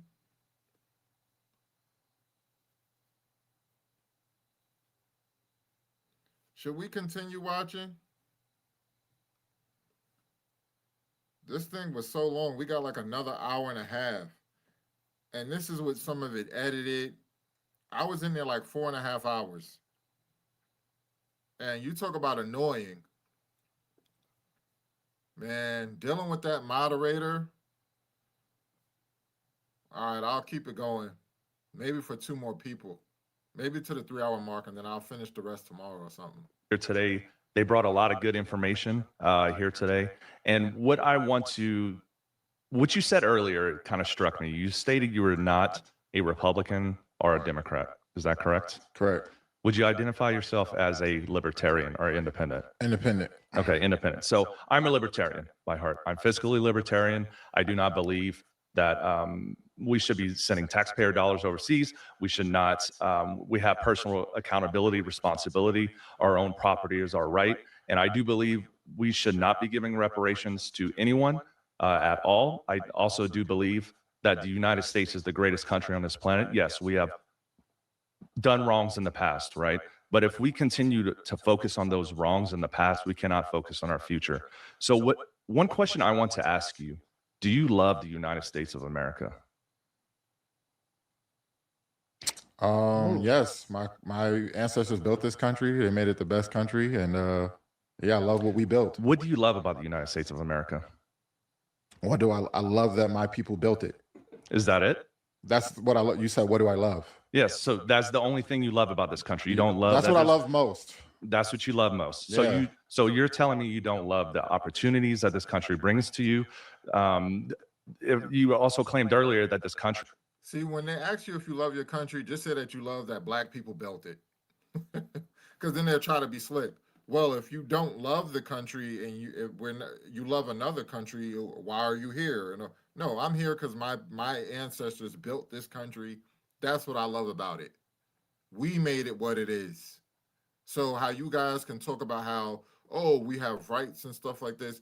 Black Americans made it so that people could have their rights. We were the ones that put in the groundwork, and we made it so that the 1964 Civil Rights Act can be signed and all of this stuff. We were the ones that made America. Is systemically racist. Well, if that is true, then 20 to 50 million illegals will not have crossed our southern border to come to a systemically racist country. Correct? No, Why do you believe that's not it?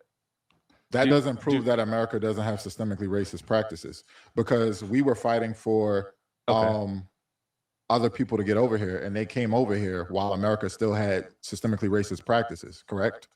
Well, yeah. So Okay, every then. time that the government, I Okay, will then. agree with you on this. When the government gets involved, anything, it's bad, right? So that's why I'm libertarian, because we should have limited government, because every time the government gets their hands involved, we have bad things that happen. We have Black communities that get targeted.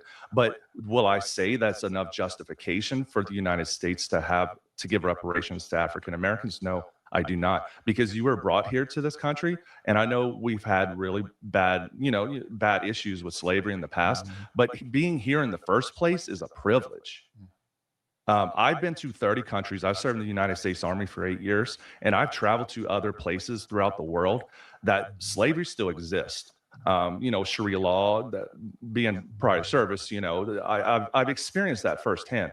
And I do notice that when I traveled out of this country, that when I come back, yes, we still have faults within our country, but we are far superior to any other country on the face of this planet.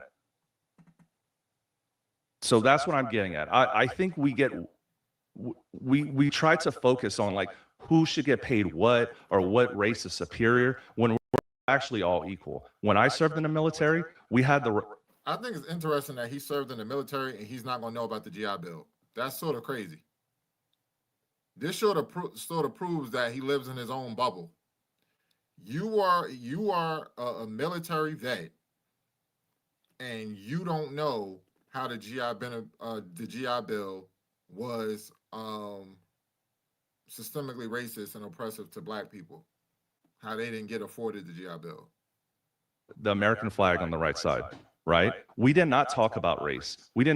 Reparations was never brought up. I see you're beating your eyes. You want to counter argue You this said one, we're right? all equal, and I see you bringing up the armed forces. So you're familiar with the GI Bill, Yes. and you're familiar about how that was systemically oppressive towards Black soldiers coming back from war. Correct? Give me the example. When they couldn't utilize it to purchase homes and things like that. I want to fact check that one. Yeah, Black Americans were discriminated against with Okay, the GI so Bill. but we Fact are, check that first. It's Yeah, supported. that's his blue, or not blue, green. Ms. Green? The GI Bill was Okay. systemically oppressive towards Black soldiers. So we have government So involvement. you're a soldier. Do you think that was fair? This is No, I do not. But also, So should those people receive reparations if they can prove that their family, their grandmother? no, I do not. They grandfather- should be given the benefits they're entitled to for their service to this nation. But they weren't. So if their parents were, if But my that's not- grandparent that's not wasn't, considered if my reparations. grandparent, if my grandparent wasn't given the benefit, should I now get that benefit to purchase a property, give me a home? No, not So not you at all. don't agree with it. No. So only Okay, if so you it's don't- directly affected you. We're talking about timetables. We discussed statute of limitations earlier. So That's not one. I'm just saying, like, if you can't prove to me, like, if it were you that served in the military and you did not get those benefits and you're still alive and able to utilize those benefits, yes, they should be provided If to you. my father or grandfather couldn't get it, like we just proved with the GI Bill, they discriminated against Black Americans, and many of them weren't allowed to accumulate wealth because you had racist people like William Levitt. Mhm. You familiar with William Levitt? Mhm. You are? No, I'm not. All right. Who created Levittown? Yeah. And he had He was about to lie. He was about to lie. He knew I was about to ask him about William Levitt if he said that again. So the way I looked at him, and then he changed it. deeds on his house that said, "Do not sell to Negroes." These are houses that were worth $8,000 at the Okay. time in the Okay. 1950s and 1960s. Now they're worth upward of $700,000 and $800,000. So now those people are allowed to pass on wealth. That house is paid off. I can give it to my grandkids, and they're allowed to stack up wealth, accumulate wealth, to create generational wealth. Black Americans weren't afforded that. We already went over that. So now, if that was my grandparent and I can prove it, you're saying I shouldn't be giving it, given No, a you should property not, for that because wrong? We're talking about the things that happened in the past, and we're getting stuck in the past. Yesterday was the past. Okay, yeah. So I don't even remember what I had to eat for dinner yesterday. So but should we not talk about it? no, we shouldn't. So we shouldn't teach history in school? No, we do teach history. Whether it's the past. But yes, but unfortunately, in order to change the future, you have to understand the past. right? Exactly. But we should not be in a fiscal libertarian. We should not be stealing land from other people to give it for reparations, because what was the question? America owes Black Americans reparations, land and political power, not apologies. Two wrongs don't make a right. You cannot steal from someone else for like, say it's my property, right? And just say 200 years ago there was a plantation on there, but it's not there anymore, right? So you're saying you would steal my home from me and my family to serve for you? No one's stealing from someone. We pay tax dollars regardless. It's just talking about what they're used for. So no one's stealing. You already pay taxes. No, but my home is on there. Would you, call kick tax- me? you call Would you tax- kick me off of my Oh, property? wait, you call tax dollars. Let's compare apples to apples. You considering tax dollars you being stolen from? Wait, can you rephrase You that? said Sorry. we're talking about tax dollars. Uh-huh. So you get robbed with your tax dollars, is what you're saying. Absolutely. All right, I can agree we get robbed with that because Okay. we're not utilizing it for the right reason. We should not be getting taxed at all, personally. Yeah, if we're going to use it, utilize it for the right reason. We don't need to be spending $1 billion on wars, and that's the problem. I When people- totally when agree people with say that. when people say we can't afford to give reparations, well, we could if we would spend our money on the right things. Yeah, but we should not be using taxpayer dollars for anything. Even for the people who built this country. No, So not look, at all. look, economic historians estimate enslaved labor accounted for approximately 12.5% to 18% of U.S. per capita economic growth between 1839 and 1859, according to the source Explorations in Economic History. They gave that much wealth to the American economy. Those people were never paid for it. Should the descendants of those people be paid? No, So you don't believe in equity? No, I do not. Or affirmative action, and that was discontinued in the So, military. like, they always give the example of a 2-foot person trying to look over a fence, a 4-foot person trying to look over a fence, and Mhm. a 6-foot person trying to look over the fence. Equity is giving the 2-foot person the amount that they need to see over the fence. The 4-foot person the amount they need to see over the fence. The 6-foot person, that's equity. I believe But that's you a guys believe in not doing that. Just let the people who can't see, they can't see, even though maybe the American government cut the 2-foot person off at the knees and made them 2 feet, so now they can't see. That's So- essentially what you're saying. So you don't believe in personal accountability and being able to make you where you are? I do believe in personal accountability. That has nothing to do with it. Yes, it does. How so? Because I just feel that if you're trying to take money away from people to give it to others based on history or the past, I don't see it. I do not agree with it at all. I don't think this money should be going from something that happened in the past to people that were descendants of slaves in the past. That's not personal accountability, though. You didn't tell me. Because, like, I believe in personal accountability. Anyone who checks out my Instagram or my platforms, I specifically hold people accountable. I come from low socioeconomic status. I have 2 parents who were maintenance workers. I've spoken about it. My father grew up in Jim Crow South. He was born in the 1930s. My biological father. And I worked hard. I have 5 degrees. I have a terminal degree. Okay. I'm successful. I make a lot of income, well into 6 figures. So I flip houses. I'm an educator. I'm an author. I do different things. Obviously, I do content. I do different things. I don't make excuses for myself. I don't think just because Black people have been systemically oppressed on the level we have, doesn't mean you go out and you sell drugs and you be a Pookie or Ray Ray and you sag your pants and you shoot up the neighborhood. That's personal accountability. I believe in that. I also believe in equity. And I believe since other groups, the Native Americans, Jewish people, Japanese, since other groups, when they were wrong and unjustly treated in America, they got reparations. We deserve reparations, especially based off this. I could give you another data point. Cotton became America's largest export. By 1860, enslaved workers produced more than 2 billion pounds of cotton. America supplied approximately 2/3 of the world's cotton.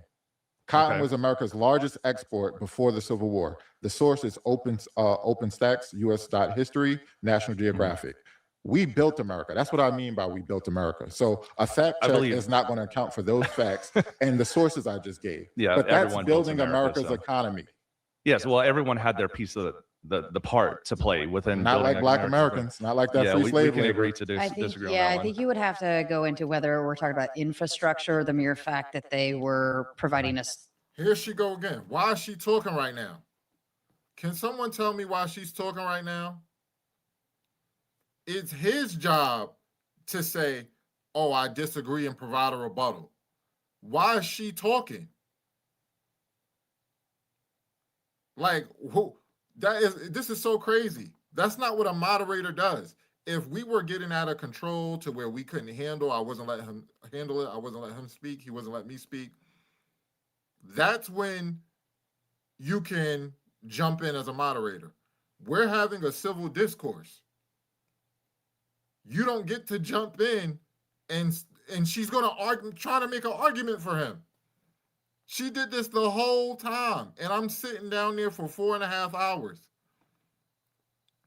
Y'all, I didn't leave my seat for 4.5 hours. I stayed sitting right there. So they were asking me, "Oh, you need a bathroom break?" I'm like, "Yo, let's get the show on the road. Let's go." I was in my seat. I'm listening to her talk and try to give people advice on things they should have said. She stayed in her seat and she's saying, "Oh, why didn't anyone say this? And why didn't anyone say that?" I'm like, is this lady crazy? She's supposed to be a moderator.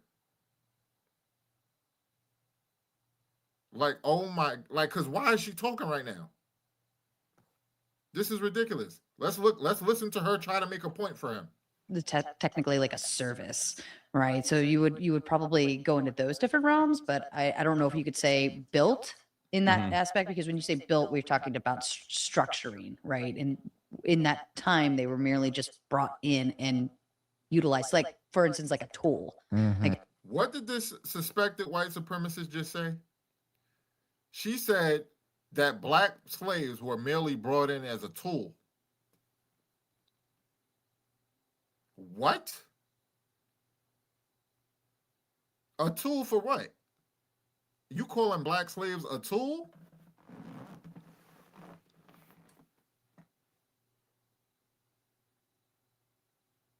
Like, this is crazy what she just said. Merely a tool. That's what she said. Merely a tool. We built the country. Free slave labor built the country. It's not your job to try to come in and then, as the mediator, not the mediator, the moderator, you're making them feel better about their points and things like that when you come in and you start making arguments. Somebody said that it was at this moment that she dropped her mask just for a minute. No, she had been dropped it. She dropped it in the first 20 minutes. She literally did this for everybody. For certain people, she was doing it more, but she's like, this is blatant. That's why the comments say it.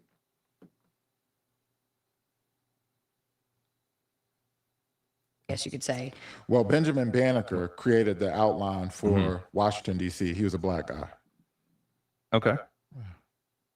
That's what you're talking about, correct? Like something like that? Yeah, I mean, infrastructure or even creating the plantation. Railroads.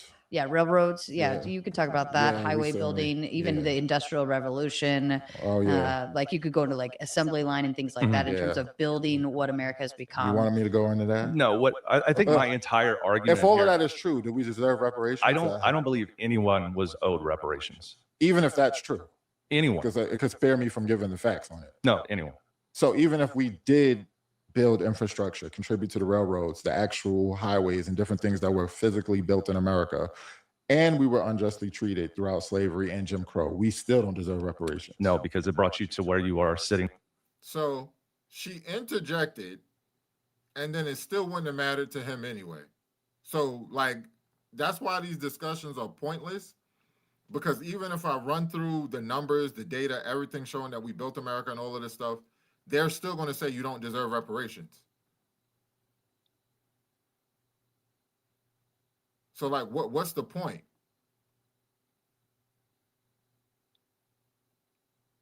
So, like, he still would be against reparations. So why did you even sit down?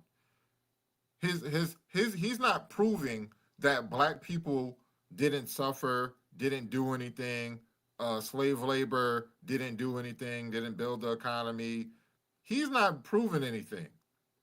He's just saying, regardless of what you say, I'm going to say you don't deserve reparations, which is crazy. Like, that is, like, that's not even a debate.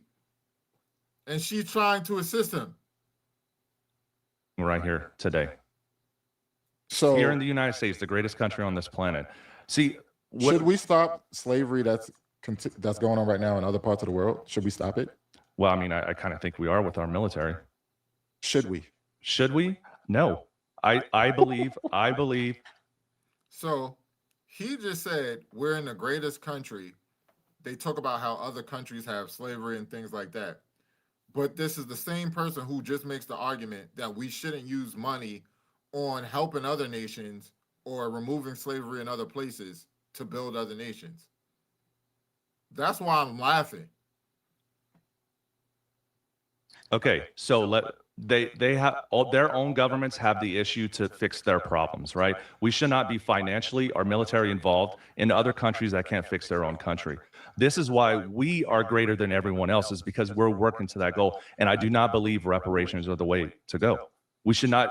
I mean, where does it end though? Say we cash you an individual check for $200,000 or whatever they feel that they deserve, right? Mhm.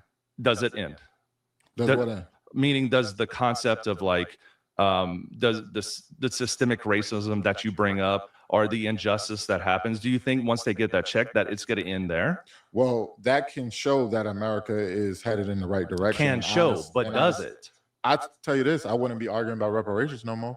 Well, okay, touche. All right, but what I'm saying is like it's I want some money too. well, then everyone should get money. But cry until I No, everyone shouldn't. Did you hear what she just said? Did y'all hear what she just said?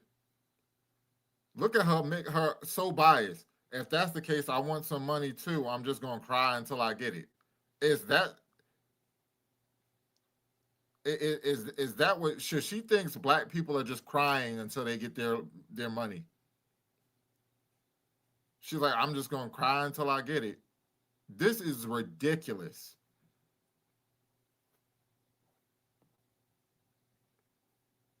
So not everyone should get money.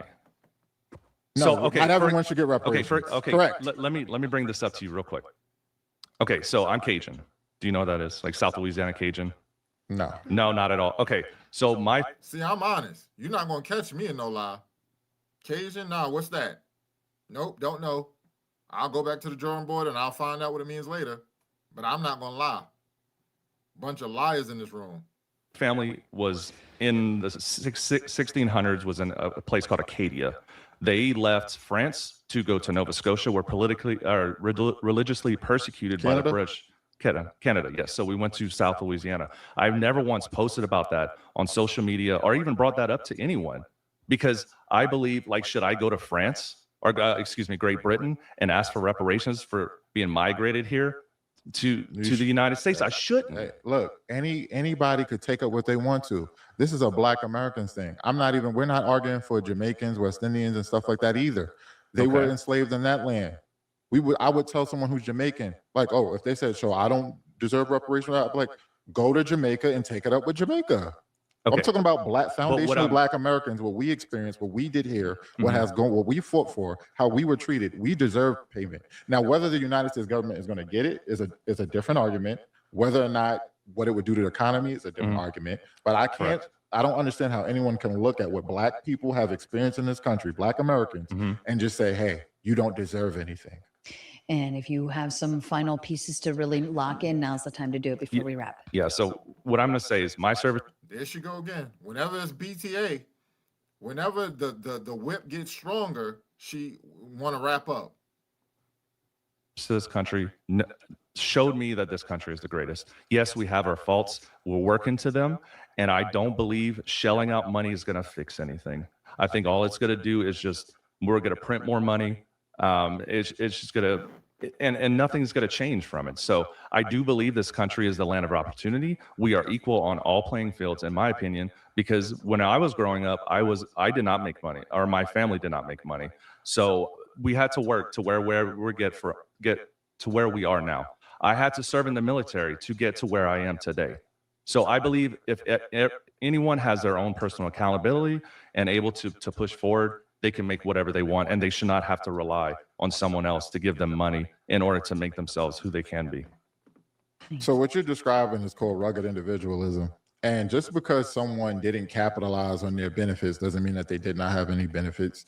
There were white people below the poverty line in the 1950s and 1960s. And we know that there was systemic racism and systemic practices against Black people. So there were white people who weren't thriving and, profiting off of their benefits that they had that we know were present.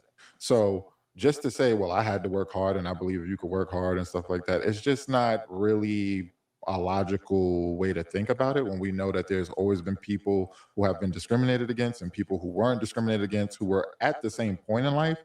So we look at the data, even now, there are systemic practices that show discrimination. When you look in the court system, when you see Black people who have the same score sheet as a white person and they get sentenced to more time, that shows that there's still clear systemic practices. If you go on deathpenalty.org and you looked at Black people who commit the same type of crime are more likely to get sentenced to death, that's a problem. Those are just the only thing to look at that and surmise is say, this is systemic racism, because what else would explain it? The key variable there is race.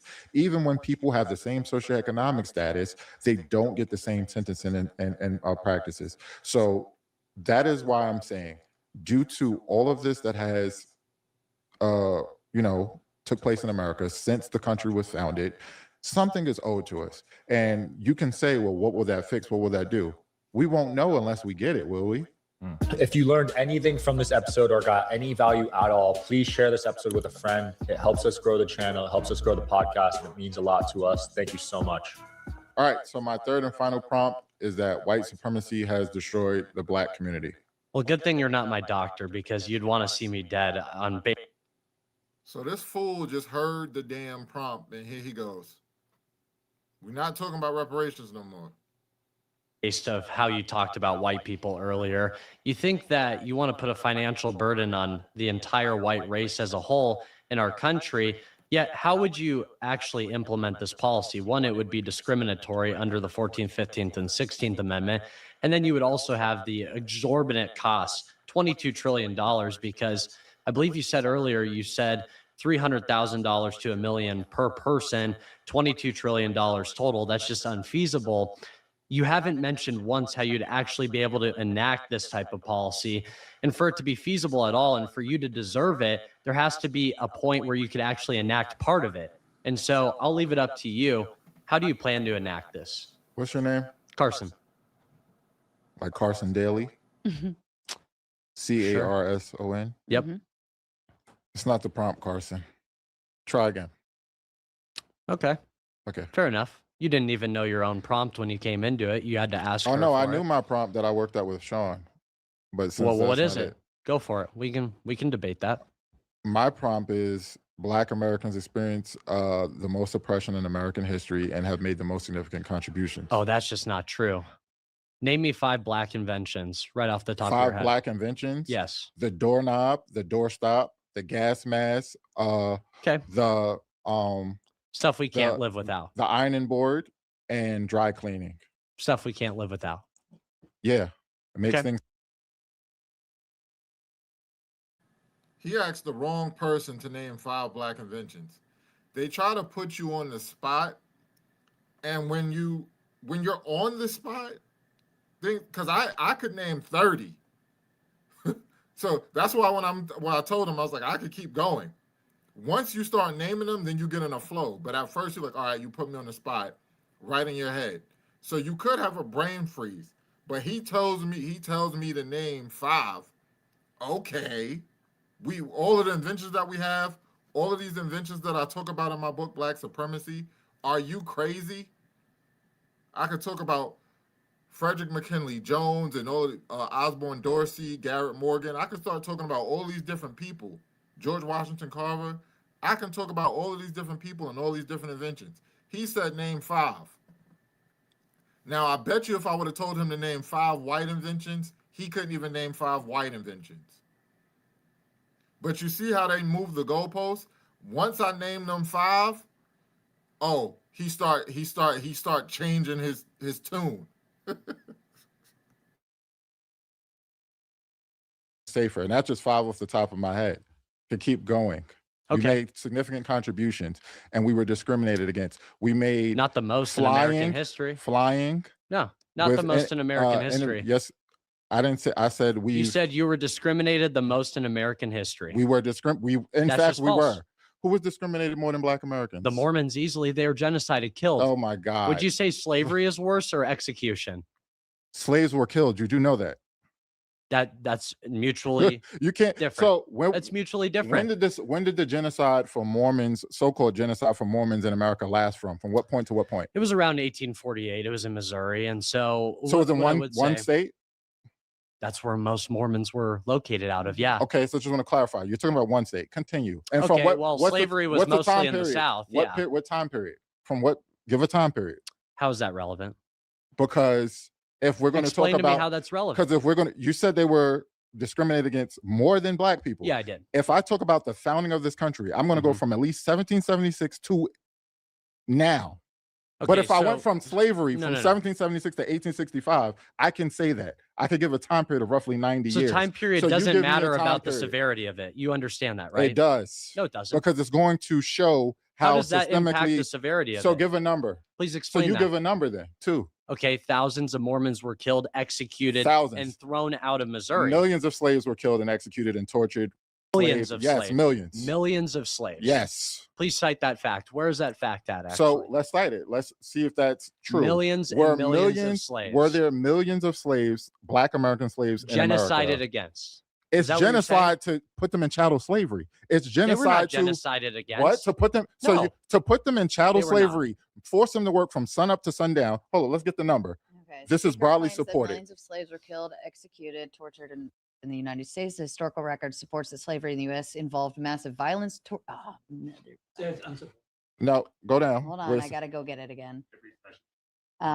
Torture or sexual abuse, but the exact phrase "millions of slaves were killed and executed" is too broad and not well supported as At the bottom, it says right there. Hold on, I got to go back down. Read that one in green. The Correct. speaker claims that millions of slaves were in the United States. This is broadly supported. Estimates include We're in the indicate United roughly States. 10 million people were enslaved in the United States over time, and about 4 million were enslaved by It's okay to 1860. reach. You can admit That's not wrong. reaching. You're so reaching. So how That's were the just slaves treated? Saying there were slaves in the United States. That Right. doesn't say about what happened. So the Yeah, goal of so- slavery was so- to genocide. So you're against telling me them. that Is your slaves were argument? treated right? No, no, no. You're telling me how No. slaves were treated fairly and it was all hunky That's not what I'm dory. saying. So I'm how were they saying treated? You're saying You that said slavery was thousands. used as a mechanism to commit a And genocide. I don't even know what you're talking about. You didn't even give a year. What year? How would that even be relevant? Because you're lying. Let's fact check you. You said Mormons were genocided. You can in rely on America. AI all you want. Well, I know you did the- with your the notes as well. like so the- no, I have don't sources. need any notes. I have I don't sources. need any notes. I'm not reading from Those aren't them. sources. You I've- use ChatGPT to get you sources. No, I didn't. Yes, you This did. is stuff. First of all, a I lot can of see stuff. how that's A lot formatted. of the stuff I'm citing is already in my book that was published 3 years ago. So Okay, cool. okay. So now, what's your source for the Mormons were genocided? You need to read something because you don't have a source. You don't have a year. You're using someone else's Okay. talking point.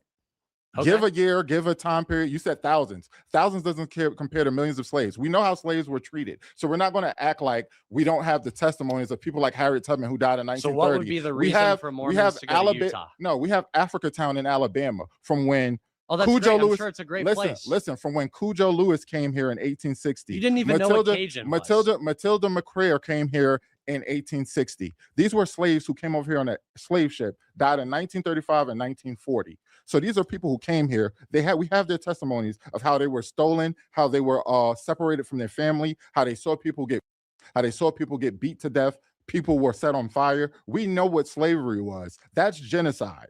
Okay, we had a whole people discriminated against. We lost our So the name. US We lost government- our religion. We lost our identity. That's genocide. So So- you to sit here and say that that's not genocide and try to It's not compare it. genocide. Try to By the compare it to definition, something. it's not Hold on. genocide. Maybe we need to No, actually. this- You don't know what Genocide. genocide It is. is. Was the here. U.S. government's policy to kill Yeah. the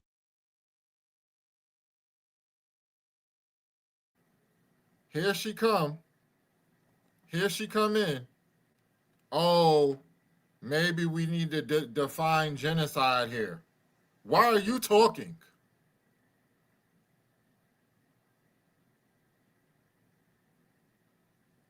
Why is she talking? Like, this is ridiculous. Here she come. slaves? Yes or no? To ki- Was it to kill the you slaves? could do whatever you want with your property. It wasn't considered murder. So yes, it wasn't murder if you took the life of a slave. So they So made that it was the legal. official They government made it policy. legal. You could do what you want with your property. Was an official statement by the U.S. government. Yes. So if I'm allowed to You're kill you categorically and false. no, they can look it up. If I can It's kill been you, shown a lot of red, and there- I don't even have to look. no, it's a lot of green. Everyone see a lot of green. You tell the Um, truth. It's green. So you still couldn't Well, give it also hears me as well. No, it's green on my statements. Okay. You still yeah, everyone So U.S. slave law legally treated as property. That is green. Well, I would wasn't hope that con- would it be green. wasn't- That's a stated fact. was Yes, not obviously they were considered- property. It was not. It wouldn't be considered murder. it was Yeah. not considered murder. So he gets fact checked. Now he starts explaining. Oh yeah, obviously that would be green. No, you just said that it wasn't a thing. We're not debating that. Yeah. So Do you even so, know what we're yeah, debating? Are yes, we I just know what talking we're past debating. each other? Hold on, stop. What we're trying to get to the bottom of it right now is genocide. So you're Yes. you're talking about two different points right now.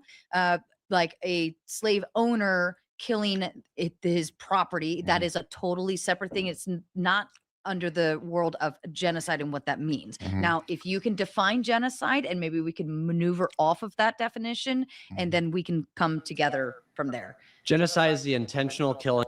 She tried to stop it. I'm not talking about a slave owner. She tried to make it one slave owner. I'm talking about slave owners, and I'm talking about them killing multiple slaves. Stop. She's trying to help. This was so annoying. Oh my God. The price for my debates is gonna be so high. for a large group, whether it's an ethnic group, whether it's a race group of people, and it usually is done through an official policy, but not always, right? If you look at the Holocaust, it wasn't signed into paper by Hitler during World War II.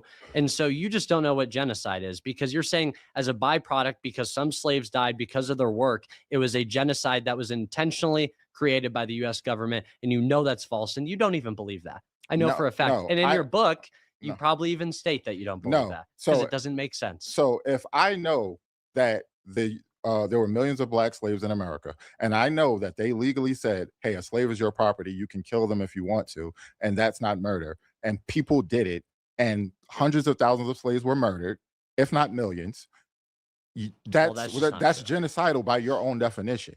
So for you to again bring up the moment, I want you to quote the law. What was the law? And tell me the time period of when these Mormons experienced because you're saying that they experienced, you're going against my claim that Black Americans have been experienced the most oppression and treated unfairly. Well, So it's tell me the just- time period of these Mormons and when this was. Yeah, it and was in what the laws. early 1800s, and I'd have to say you're a bigot to not even recognize a genocide that happened in our own country, So from 1800 to 801? an intentional genocide. You said early 1800s. When? Why does it matter what year? Because Can you explain that? I'll Yeah, I explain think it. that was confirmed earlier with Elder Josh. No, it wasn't. So I want to know. The I wa- 1800s. We don't have a time period.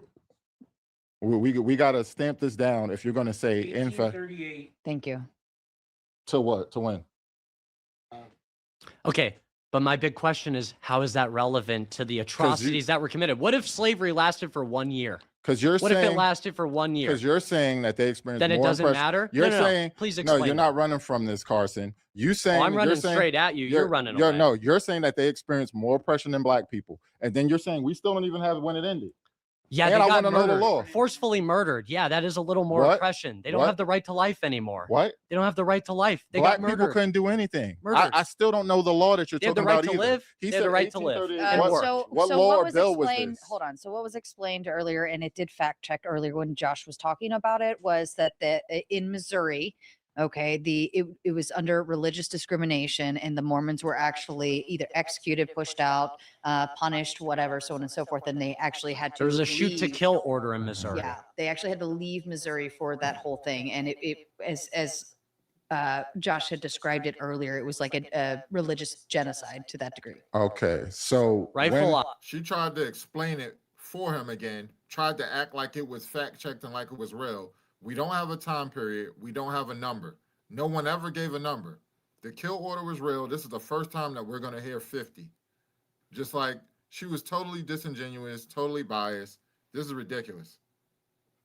Now, but I'm not going to let them off of it. You can't let them off it. They'll just lie. Rifle when off. did this?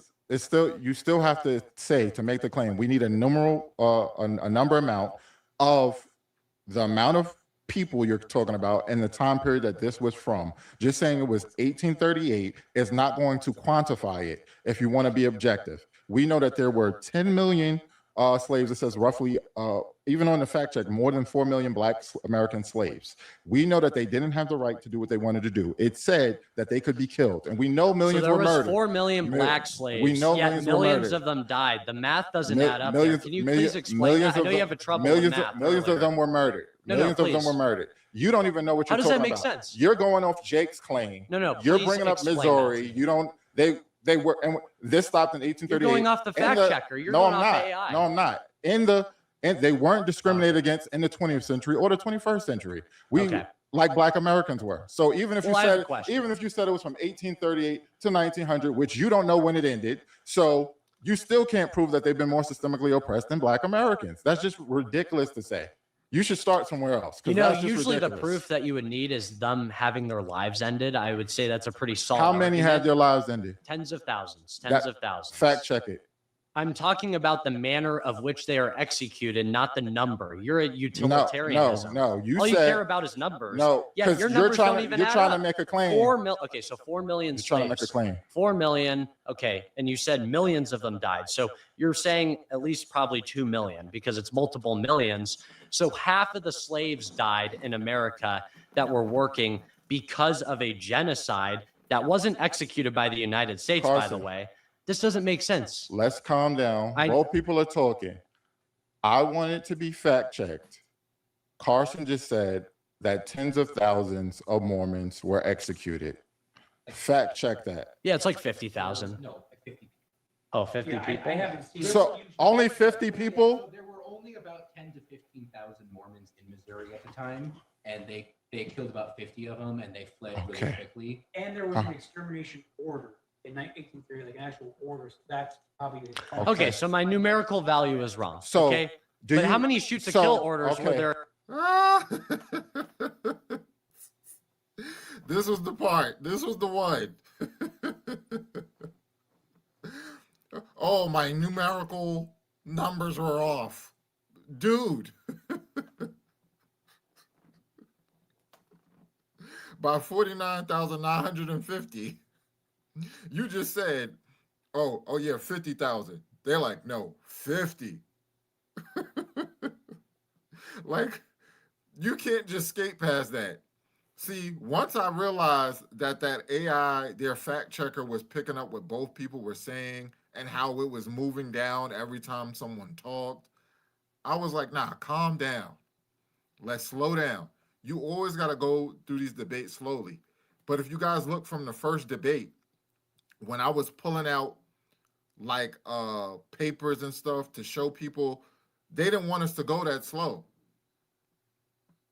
So if that's the thing about a 10v1, you can't, it's better with a 1v1 so you could take your time and go through facts, but you got to let 10 people talk. You're going faster. No, slow it down so that we could fact check, so that we could hear everyone's point, so that we could go through sources. Because imagine if this never came out. 3 of them brought up the Mormons. He did, Jake did, and that Elder John dude. The Elder John dude was the first one to do it. Now, no one will ever bring up that again. Against slaves. Okay, so In how many states, by the way? audience, Carson just said that Mormons have experienced more You oppression don't have to ignore than me. Black Americans because 50 of them were killed or murdered on an order to kill. I know you wouldn't He's care about their comparing that livelihoods. to Black American slavery, where Well- the slaves were property and Did y'all hear her about to interject? She said, well, she was about to say something, trying to save him. they could be killed and it not be considered murder. And we know that that number far exceeds 50. So Well, here, that's why I said at the beginning, slaves were if you were my killed- doctor, you wouldn't care if I was slaves killed. were killed for escaping, for trying to get free, and they were captured and they would be murdered. And then he's comparing that to 50 people. He's Well, they had, a comparing shoot millions to, of they had an slavery. extermination order. How many states had that with slave states? Please, no. I'm asking you a question. Can you look at me? Or are you just looking at the audience? It's a camera, by the way. This is what Carson said. Oh, wait, he might be reading the AI thing behind you. okay. Hello, actually. Carson. How's it going? Here's what I'll ask you. How many states in the South had an extermination order against slaves? How many? I don't know. I'm not going to lie and say I know that, but they don't need None. you don't None. need an extermination order wasn't any. when you tell people, hey, this person is your property, and if they're your property, you can kill them and get away with it. That right there is the order.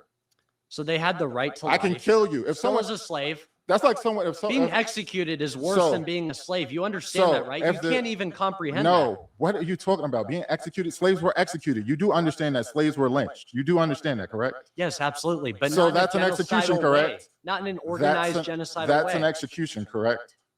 Yes, of one person. But it was multiple people. That far exceeds 50. But you're arguing that the U.S. government has to pay back reparations, not these individual landowners, which would be completely different. So with that argument, the Mormons would be more entitled with misgivings of our government because they had an executive, they had a kill order against them. Slavery was get paid back ordered. by the Slavery government. was considered ordered by the American But government. you argue it was No. it was a cohesive genocide. You're not proving with 50 people being killed that they've experienced more you're obsessing systemic over that now. oppression than Black Americans who You can were ignore the kill killed, order. who were You murdered, can ignore the kill who were order all lynched, you want. set on fire, abused. You understand Then what a after kill that, order is, then right? after that, in the 20th century with Jim Crow, there uh, was no order on Mormons in the 20th century. There's nothing you're going to point to in the 20th century when I can point to Jim Crow. That's going to far exceed any examples you can give. If we go example for example, only thing you're going to have is this one example. When I'm going to talk about Jim Crow, I'm going to talk about redlining, I'm going to talk about the banking system, I'm going to talk about education, I'm going to talk about policing. All of that is how Black people have been systemically oppressed and treated unfairly in America in the 20th and 21st century. The 20th century, you can't escape, and you Let me can't point ask to you any a examples for question. Mormons. So let me ask you This a is ridiculous, question. Carson. You essentially assert that white supremacy built this nation, but then you also say it destroyed it. So how does that work? Can you explain that? Strong, resilient Black American slaves built this country. Well, that's just not true. That is true. So Okay. I'll read it again. I'll Go read the for it. data for you. The exact facts on that. Let's take our time and read. Yeah, that. 89 million, 106 million, whatever. Oh, sweet. LeBron James could forfeit all of his money and pay all So- of you reparations to that amount that you're mentioning. According Okay. to explorations in economic What's your history, point? economic historians estimate enslaved labor accounted for approximately 12.5% to 18% of U.S. per capita economic growth between 1839 and 1859. That's only 2 decades. Then cotton became America's largest export by 1860. Let me Enslaved talk to the workers, audience enslaved now. workers, You not can't the even explain Mormons, how this is enslaved- relevant to Let him this. finish not the reading, Mormons. You Carson. brought this up. Enslaved workers produced more than 2 billion pounds of cotton. America supplied approximately 2/3 of the world's cotton at the time. Cotton was America's largest export before the Civil War. That's OpenStax U.S. history. So Mormons didn't do this. Black Americans did this. That's helping build the country, building the economic growth of this country. That's a fact. I mean, we've said it time and time again. That's just a fallacy because you're saying that as a broad blanket statement. That's a stereotype to the Black community as well. I wouldn't say every Black person during the 1800s was helping the common good of our country, just like now you would say that not every Black person is helping the common good of our country. So you're not even stating. We're this- talking about you're the not e- bla- so you're we're trying talking to about make the a slave blanket labor, claim and that was with only some Black random people. fact. We're talking This about the isn't- slave this labor. isn't debate. That was only Black people. Well, I'm actually wondering, and this is just a mere question that Yeah. popped in my head, what would we owe to the illegal immigrants that are being utilized for cropping and other jobs that we don't like to do and so on and so forth? Would we then, because we're exploiting their services for cheaper pay rates and so on and so forth, would we then owe them reparations based on what you're saying here? If the Black Americans What type of question is she asking right now? She's literally bringing up a logical fallacy. She's literally bringing up a logical fallacy question for him. Like, what moderator asks a question like that? The question is directed at me. What moderator asks a question like that? You're supposed to be impartial. She's asking a question on his behalf. It's a stupid question, but she's asking the question on his behalf. This is ridiculous. are what built America based on the economy, then how would we look at immigration or illegal immigrants and based on the jobs that they're doing and so on and so forth? What would we do with that? When you say we're exploiting them, who's the we exploiting them? Well, they would be exploited based on your mere idea of cheaper wages, no benefits. They don't have access to things that they would. Well, they're not Black, Yeah, so but you don't care. no, but who's- See, you're a No, but Black who's doing that? nationalist. That's not the government doing that. Didn't you write a book called Black Supremacy? You are a Black Yeah. nationalist. Did you read the you book? are an You didn't read the ethno-nationalist. book. Oh, I would not read it. So I pointed out the stupidity in her question. Cheaper wages and stuff like that. Those are people who employ them and then they choose to work for a lower wage because especially if you bring, and she said illegal immigrants. She said illegal immigrants. So you're talking about people who don't even have legal citizens here. That doesn't even make sense. You're talking about people who came over here by choice illegally. Like see, these are the type of things that she was saying on breaks that made no sense. Oh, I was wondering why someone didn't just bring this up. These are the stupid things that she was saying on breaks, and no one said them because they knew it could easily be obliterated. But she was bringing up points for the other people, arguments for the other people to try to make. And she saw Carson looking extremely terrible, and she couldn't help herself but to come in and throw him a question. And it was stupid. I would So not why are you waste my talking about a time book with you that. haven't read? It's called Context. You should read it for context. No, because it's a biased You have claim. an I know that opinion. entire book is It's called a hook. ethno-nationalism for When you black read a book, nationalism. when you read a book and reading, authors have hooks to Well, I hook like the reader good in and reads. grab I your read good attention. books. It's called a hook. Okay. So you have to read a book for context. Sure, yeah, for I that. understand how literature works. And you Now, didn't read it for that's context. not the debate we're doing, You and I'd didn't like read to it for rein that back But in. you brought it up and you didn't read it for context. Why would you bring it Why up? would I ever read it? For context. I don't want to read your book. I just told you. Okay, you don't have to Why- plug it on this podcast. Why would I don't why want to would read your you book. why would you bring it up? You wrote a book and then you didn't read it. Because you are a black nationalist. So You don't know why what I wouldn't- am. Why would you care about don't the know what I illegal am. immigrants? Because they're Hispanics. You don't know what I am. Because they're people from 193 Hispanics nations. can be black. Okay. So you said because they're Hispanic. I said there was people from 193 nations. You wouldn't care about a broad blanket of illegal immigrants in this What? country. What? I was answering her question. Oh. Because again, that question doesn't point to the government doing it. That's no, what I'm saying. and Who's I made that exploiting claim earlier is the Mormons are more entitled to be paid by the government than blacks Which is because crazy. blacks, yeah, because blacks weren't genocided by the government They and were. had kill orders They against were. them. They Oh, really? were. First of all, So I asked we- that question about 5 times. Where are the kill orders? Where are the First- kill orders? and I already you told don't you. give it to me. I already told you. Because you keep If the backing away. United States You back government, away. if the United States government can say, you own slaves, they're your property, and there were slave owners who owned far more than there were slave owners who owned 300 slaves. Well, I've So had if to I sit say here- that's your property, you can kill them legally. That right there is a kill order. Because You have the right to do what you they want were with them, recognized as and legal they were killed. citizens. Exactly. Yeah. Not even counted as There's a full differences- person. No, there's differences in the laws between Mm-hmm. then and now, obviously, right? So there isn't going to be an official government policy, but there still could have been because against property. Thank you for making After that the argument. Three-Fifths Compromise, they were still recognized as human beings to a certain extent where they had legislation placed upon them. And I want you to Carson. start finalizing your points because Right. we're going to wrap up here shortly. Carson, name the kill order that was on a garage or a shed. Okay, that doesn't even matter. Exactly, It's a because there's no kill deflection. orders on property. That's my point. They were considered property. You're not going to put a Even kill after order the on Three-Fifths property. Compromise, You're going to they do what couldn't you have want with any your property. legislation placed against them. A You know kill that's order on BS. property. So black Americans are the only ones that were considered property. And he's trying to make a comparison that another group was treated more poorly from a systemic level, talking about a kill order. Yeah, because they were murdered. Yeah. And They left black Missouri. You slaves know were why? Because murdered. they got out of there. Yeah, as an official policy of the US government. Your whole argument is we should shell out $22 trillion to you and your descendants that are ninth time descendants, which you didn't even get close to any type of slavery. I'm not a ninth time. Okay, then what are you? Third, fourth generation? I'm not going to get specific Because- on, no, but I it's already okay. said my biological father. Well, you brought up was the born in the Japanese internment. 1930s. You brought up all of these other races that dealt with systematic racism, as you want to call it in our country. Mhm. Doesn't exist, by the way. It And what I does. will tell you about it is it happened with the first generation of those people in our country. In the 40s, we gave them kickback relief, all of that. Same with the Indians. We gave them reservations. We gave them certain type of schoolings, certain type of funding. I can tell you're just disinterested. And I know you're a That's black not the prompt. nationalist. That's not the prompt you're talking about right now. Well, you didn't even know what prompt you're doing. We already You went over switched it that. up We already, halfway you told me to go to this prompt. We already went over that I knew the prompt. No, I did. I did. Let's go ahead and maneuver into our He said, closings, I gentlemen. did. Love it. I just don't think you're a serious debater. I'm surprised you even wrote your own book. Most people have ghostwriters. I believe you probably had a ghostwriter because most of your notes that I see in front of you are clearly AI.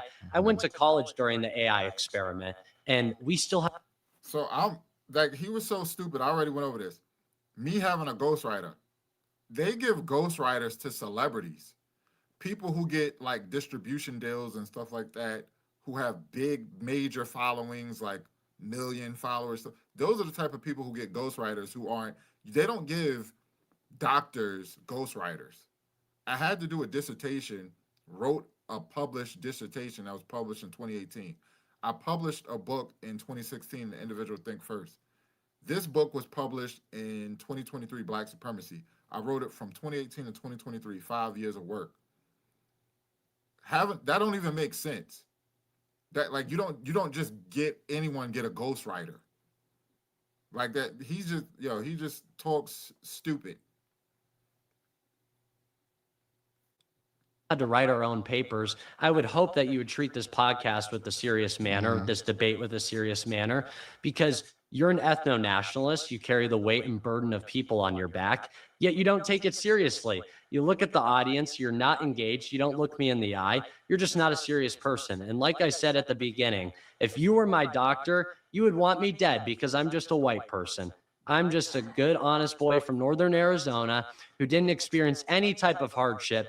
Yet you claim that you experienced hardship. At first, you said you didn't get any government subsidies, any type of school aid, anything of that sort. But then you said, my parents were these honest workers that were maintenance workers, that were this, and that, which would have entitled you to those type of benefits. And may I ask, how old are you, by the way, just so I could get a gauge of what type of subsidies and SBA loans you would have gotten when you went to college and got. Is that I'm true? just going to wait for you to finish. You don't have to respond. That's okay. Okay. So I'll start with him saying, I said I didn't get any government loans, anything like that. I didn't get any government loans based on race is what we were talking about. I didn't get that. That's what I said. I qualified for certain loans and stuff just based off certain things. Yeah. But my father also had other investments and stuff like that that I won't get into. So just because you have a job and your primary job is a certain thing, but I won't even get into that. So we were talking about the contributions of Black Americans. I'm in the oppression of Black Americans. And he brought up that another group was more oppressed than Black Americans. And he brought up the Mormon community. And then we found out that it was in Missouri, there was an order to kill 50 of them. And he's trying to equate that to systemic oppression of Black Americans that happened for centuries in here on this land, on American soil, with chattel Kill order. slavery. Millions of them were killed. We already went over that. If you were considered property, you don't need a kill order for property. Is your land, your shed, your things like that. There's not going to be a kill order that, kill your shed or something like that. That's considered property. You're not looked at as a human.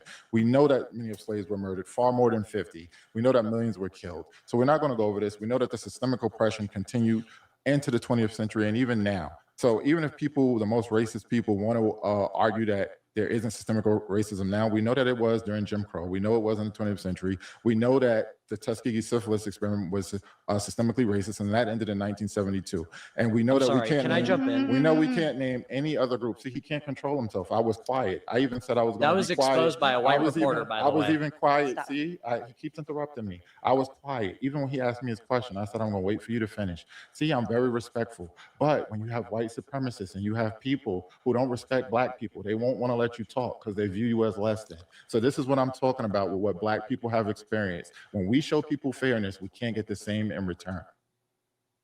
Racist people want to argue that there isn't systemic racism now. We know that it was during Jim Crow. We know it was in the 20th century. We know that the Tuskegee syphilis experiment was systemically racist, and that ended in 1972. And we know that we can't. Can I jump in? We know we can't name any other group. See, he can't control himself. I was quiet. I even said I was going to be quiet. That was exposed by a white reporter, by the way. I was even quiet. Stop. See, he keeps interrupting me. I was quiet. Even when he asked me his question, I said, I'm going to wait for you to.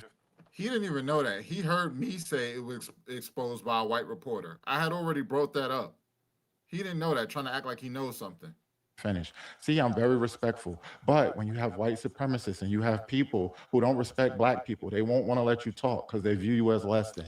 So this is what I'm talking about with what Black people have experienced. When we show people fairness, we can't get the same in return. So I'm a Thank- white supremacist. Oh, no. Nope, we're not going down that one. Boop. Shake hands. We're going to move along. Good job, guys. Shaking hands with a white supremacist. Thanks for watching all the way to the end, guys. Please hit like and subscribe. It helps us grow the show and helps us get bigger guests. Thank you so much. I want to start first looking at the Lord. present, everything that's happening right now, because I feel like a lot in this conversation. Did y'all see the look on my face when I shook his hand? I'm just laughing at how bad he got obliterated. I know he had to be embarrassed.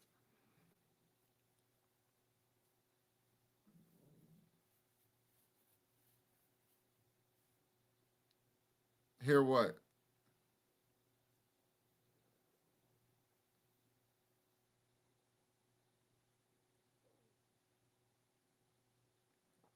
That was crazy. All right, I guess we only got like what? How much time we got left? All right, I guess we could finish We've been it. diving on things that's happened in Black community, and I definitely agree with you that a lot of things have oppressed Black people, and I will not deny that. Obviously, as a Black person, as a being a person who's a descendant of these things, I have family and people who are affected. But I think the big thing is going forward, and my biggest issue is the things that you preach, the things that I've checked our social media a little bit, and a lot of what you preach is victimhood and not taking accountability.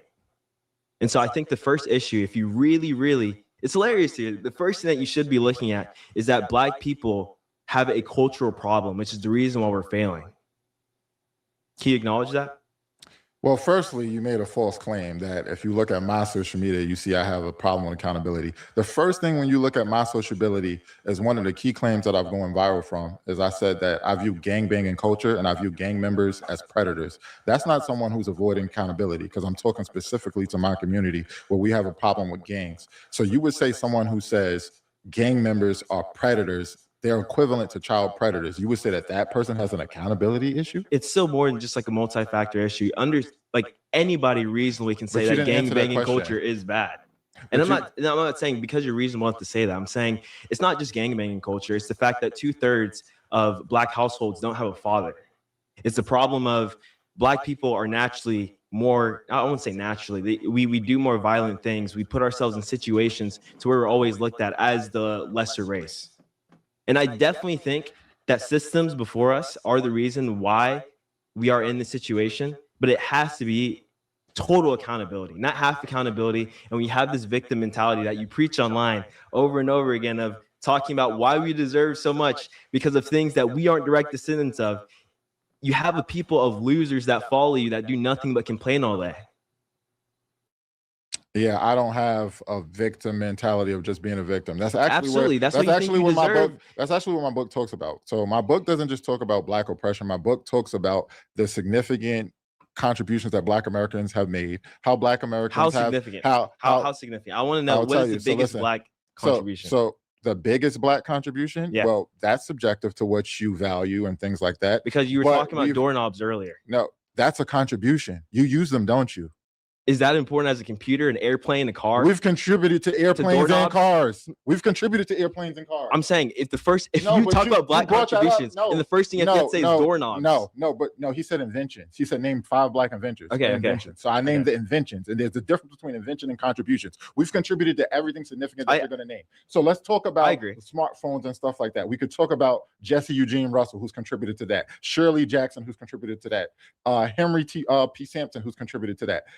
Those are 3 people who's contributed to smartphones and modern technology when you can, with cell towers and things like that. Those are Black people. So I can go on and on about I the don't contributions want you we to get made mistaken in No, thinking but- that I no. don't acknowledge that Black people No, but you contribute just in told me to society. name them where I can go into more significant things. I don't think But I but genuinely- you said I yeah. have a thing with accountability. If you look at my social media, and I want everyone to go to my social media when I say, when I'm talking about teen takeovers and I'm looking at fight videos and I'm telling people don't smoke, don't do drugs, don't do other things that are plaguing the Black community. That I'm big on. I'm against abortion. I speak out against all of these things. So what are you talking about where I have an accountability issue with the Black community? That's just false for anyone who goes to my social media.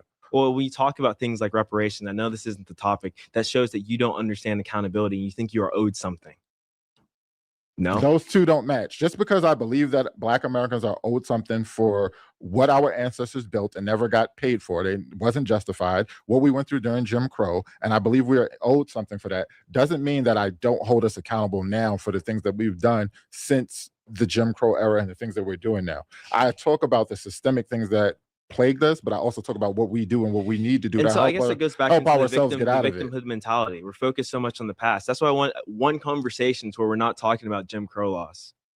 Because as a man, you acknowledge that if there's a problem, there's only 2 things that you can do. You can either fix it or move on because you can't control it. So And so going back into reparations is going back into the past. Talking about systemic racism, talking about, you haven't even talked about Reaganomics and how much it's really hurt Black communities. The Democrats have done so much to African Americans. The only thing that they do about it is bitch for years and years. I'm not a Democrat. We I should get away. know you're not a We should get Democrat. away from the Democratic Party. Next. I know you're not a Democrat. You said that earlier, which is a great thing, by the way. Okay, so that's the thing. Whether I'm saying Democrat, that- whether I'm Democrat or happy that you Republican, said next because whether we should be whether talking about Democrat or next. Republican, they've always shitted on the Black community. They've always never given us our fair share. So that's why I don't support. What do you think the solution to fix the Black community is? You think it's blaming white people? No. Do you want my answer or no? I would like your answer. Okay, so I talk about this, and I talk about this in my content. So that's why I don't understand when people say these things. They either, if you want to know my stance, just ask me my stance, but which my stance is very clear in all of my content.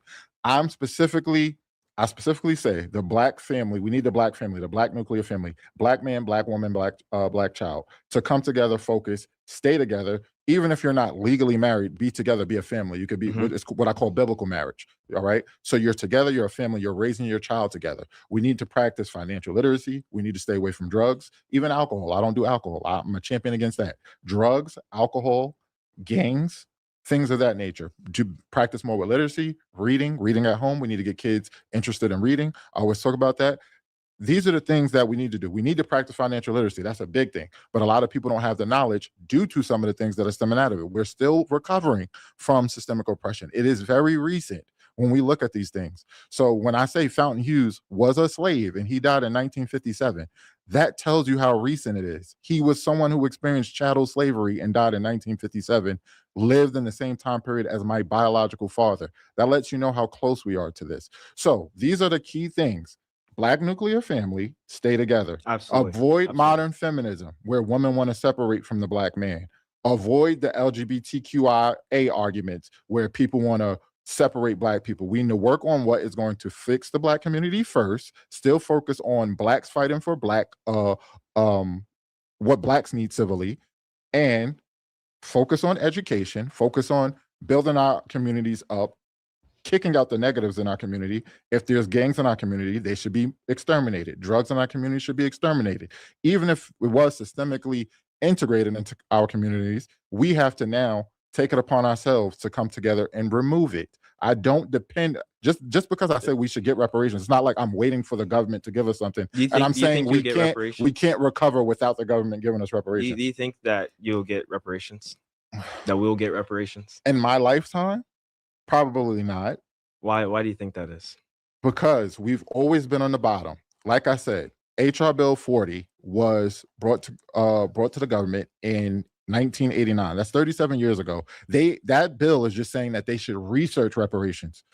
If they pass that, it's just to do research on reparations. Yeah. To say what we can get. And they haven't approved that for 37 years. Yeah. So if they're not going to even approve just doing research on it, then obviously we're not going to get it. Like it's not likely we're not going to get it. And I think it's for everyone's favor, because if black people are handed $300,000, it's not going to be well spent.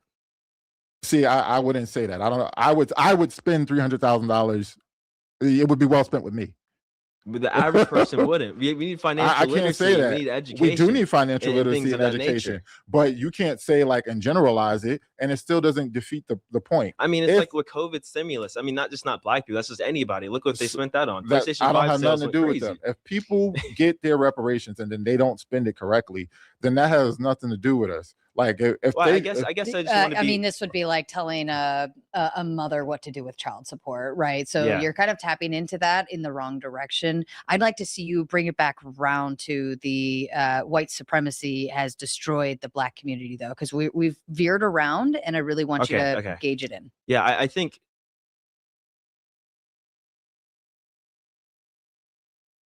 black people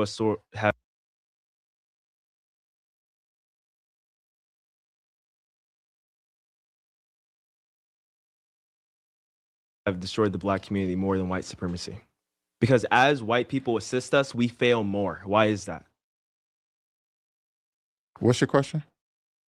I just said my statement and what I believe. I believe as white, I heard the statement. Exactly. So I don't agree with that statement that black people, why do you agree? You said black people have destroyed the black community more than white supremacy. That we get, the more we destroy ourselves. So no, I don't agree. I don't agree with your premise. Let's attack with your statement that you just said. You said black people have destroyed the black community more than white supremacy? Yes. No. So part of the destruction of the black community is the laws and the things that white supremacists and this government who has always been against the black community put in place. So when they put in place the man in the house law, which said, if we're going to give you welfare, if we're going to allow you to benefit from this, we got to make sure that no man is in that house. That doesn't benefit us. You agree? I agree. So you agree with me? That destroyed the black No, no, no, community. I'm agreeing with you in that one. No, point. but that destroyed the black community. That destroyed the black nuclear family, which was the strongest thing we had. And then they said, if you want these benefits, make sure no man is there. And they used to come in there and check for man clothing, apparel, and look for shoes and stuff like that. You really could not be there. They would do the surprise checkups. And if they caught someone there, they would remove your benefits. That destroyed the black community. Also, when we look at them disseminating drugs into the black community, there was Crack epidemic. there was in the someone, 80s? yeah, the crack epidemic, how they discriminated racial disparities between crack and cocaine. You familiar? Yeah. So that was the I'm very government doing that. knowledgeable in all these things. But that was Redlining. the government doing that. That all destroyed the black community. So even if you want to argue now, we destroyed more. I guess I want to focus if more you- in the present. if- I understand the history and everything that you're saying. I believe you, and I understand that it's correct. I think Mhm. black people in this country, I don't think we're a big topic of focus, as in like the people are just trying to destroy us. I think it's definitely we are more susceptible to bad treatment because of slavery, because of poor choices, Well, our poor choices, most definitely. yeah, because like when they It's put like- it's when like they they put know the what man in the house law in place, we didn't have to agree with it. Yeah. When modern feminism came around, and you had Margaret Sloan, who was a black lesbian, and she would started preaching, and she founded the National Black Feminist Organization, and she started preaching, hey, separate from black men, I don't like them, and black women, we need to fight for our rights and all of that stuff. Black women didn't have to listen.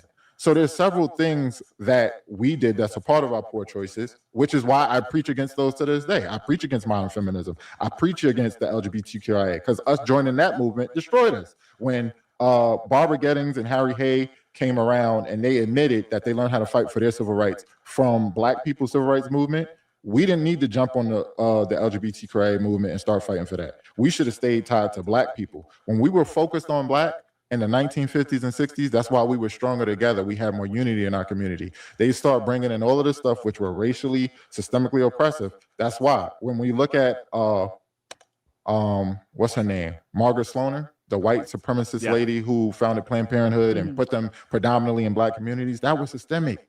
And now we have all of these abortions annually. So they did the most damage I don't to know if I us. can get it with Planned Parenthood. That's like the same argument that people use about literacy tests, What about literacy tests? saying literacy tests are inherently racist. Well, some of them are. Planned Parenthood really actually did Yeah. target black Yeah. communities. Yeah, yeah. Um, You was disagreeing with that? You was disagreeing with that? I don't know if I could buy that one. I've heard that one a lot about Planned Parenthood targeting African American They communities. got pictures that like it's documented that she went to KKK rallies. Did you know that? No, I didn't. I don't know. Something Fact about check. it. Something about it. Just I Just don't, look the that. Planned Parenthood. That's a it's just plan, like brother. I think it's like the black psyop of thinking that the world is against them. You my brother. I don't know. That's a I- plan. I- When you look I that can't- up, I no. can't All right. convince- So when you I'm look not up, when you convinced on find that. out that I'm she not went to convinced on that one. KKK rallies and you found out that she was a eugenicist and you found out all of this stuff, are Yeah. you going to agree? I don't even think eugenics is racist. She said that black people were like a weed that need to be cropped out. Is that racist? That is racist. She said that. We can fact check. I think you can believe in we, eugenics and not we, be racist. we can fact check that she said that. So we can fact check. Okay, I can Hold say on. that she's racist. She said that. I think we're just getting hit on very small semantics on this, but Yeah. Even the audience could fact check it that she said something similar to that. That's why I want with the stuff I'm saying. Planned Parenthood placed, what was it? Like placed, oh my God, it keeps moving. Placed 79% of its surgical abortion facilities within walking distance of African American or Hispanic Latino neighborhoods. I mean, that Um, sounds like a smart business move. If African American families are having the most kids, especially in the 70s and 80s. That sounds like they want them to kill them, and they're making it easily accessible. And they weren't having the most kids. We were a small percentage of the population. Black We weren't and- having more kids than white people then. Yes, we were. No, we weren't. Yes, we were. No, in we- the 70s. No. This is before the 70s. After Jim Crow. First of all, this is Parenthood more. was in 1930s, correct? First of all, huh? It was in 1930s for Planned Parenthood. correct? Late 1930s, 1940s. Yeah. I For thought we so. weren't having more. The population was largely white people, like it It- is now. it- We it make was up always 11% of the largely white people. I'm exactly. saying, So how like, are we having many- more babies? How many kids per family? If you want to, even today, white people even today, look, on a number Latinos have the scale, most kids, on a number Hispanics. scale, white people are having more abortions per capita. More black people are. but the population is so Aren't largely two-thirds of abortions it's black women? white people. New York, at You're talking about per capita, but there's white people make up like 66% of the population. So they're on a number scale. You would put the abortion clinic in their neighborhood because then you're going to get more people in there. Yeah, she was like a very big kid. I actually just had a panelist come doing a whole thing on eugenics, and Margaret was like a very big factor in this. And it's like, this was It's like huge. controversial. I think It was very makes a lot. controversial, Yeah. but if you look up the, like, This was the first time she supported something I said, and it was because they just had a eugenics panel come in and people were talking about it. This is the first time. We got 30 minutes left, 3 hours and 30 minutes in. The first time she said something supporting what I'm saying about Margaret Sanger, and it's because they were just talking about it. the information on eugenics, you'll see like Planned Parenthood was a very big kickoff. So 1950s, black women had the highest birth rate in the United States, followed by white.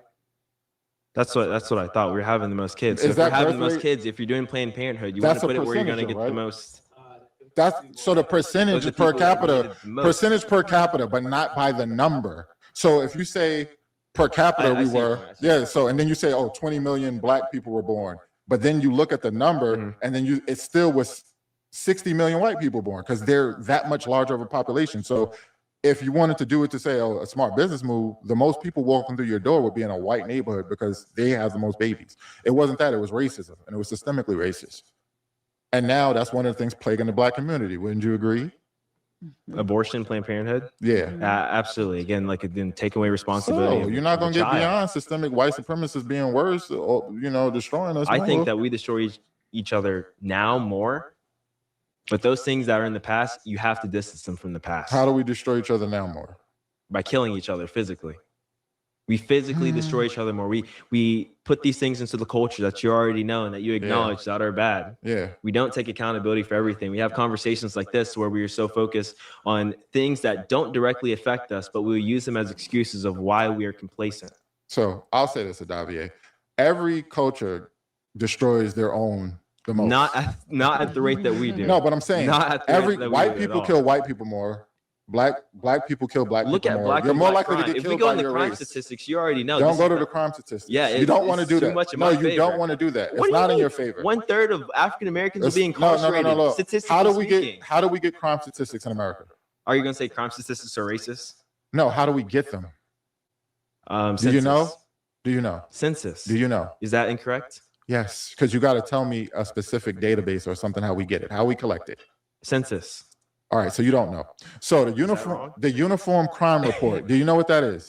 No, I don't. Do you know how they collect the data? I don't know how they collect. So they have the uniform crime report and they have the NCIB. This is how they collect data. They collect data from various police agencies throughout America, and it's based off. It's not even based off convictions. If it was based off convictions, we could see how that could be a problem. But it's not even based off that. It's based off testimony.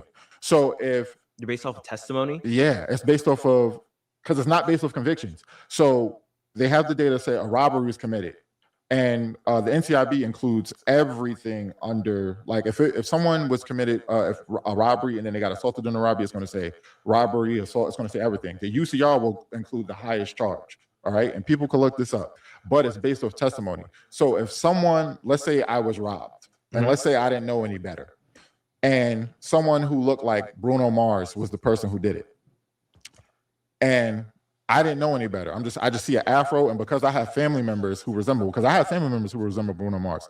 He's like Filipino and something else. But someone may get robbed by someone like him and say a black person did it.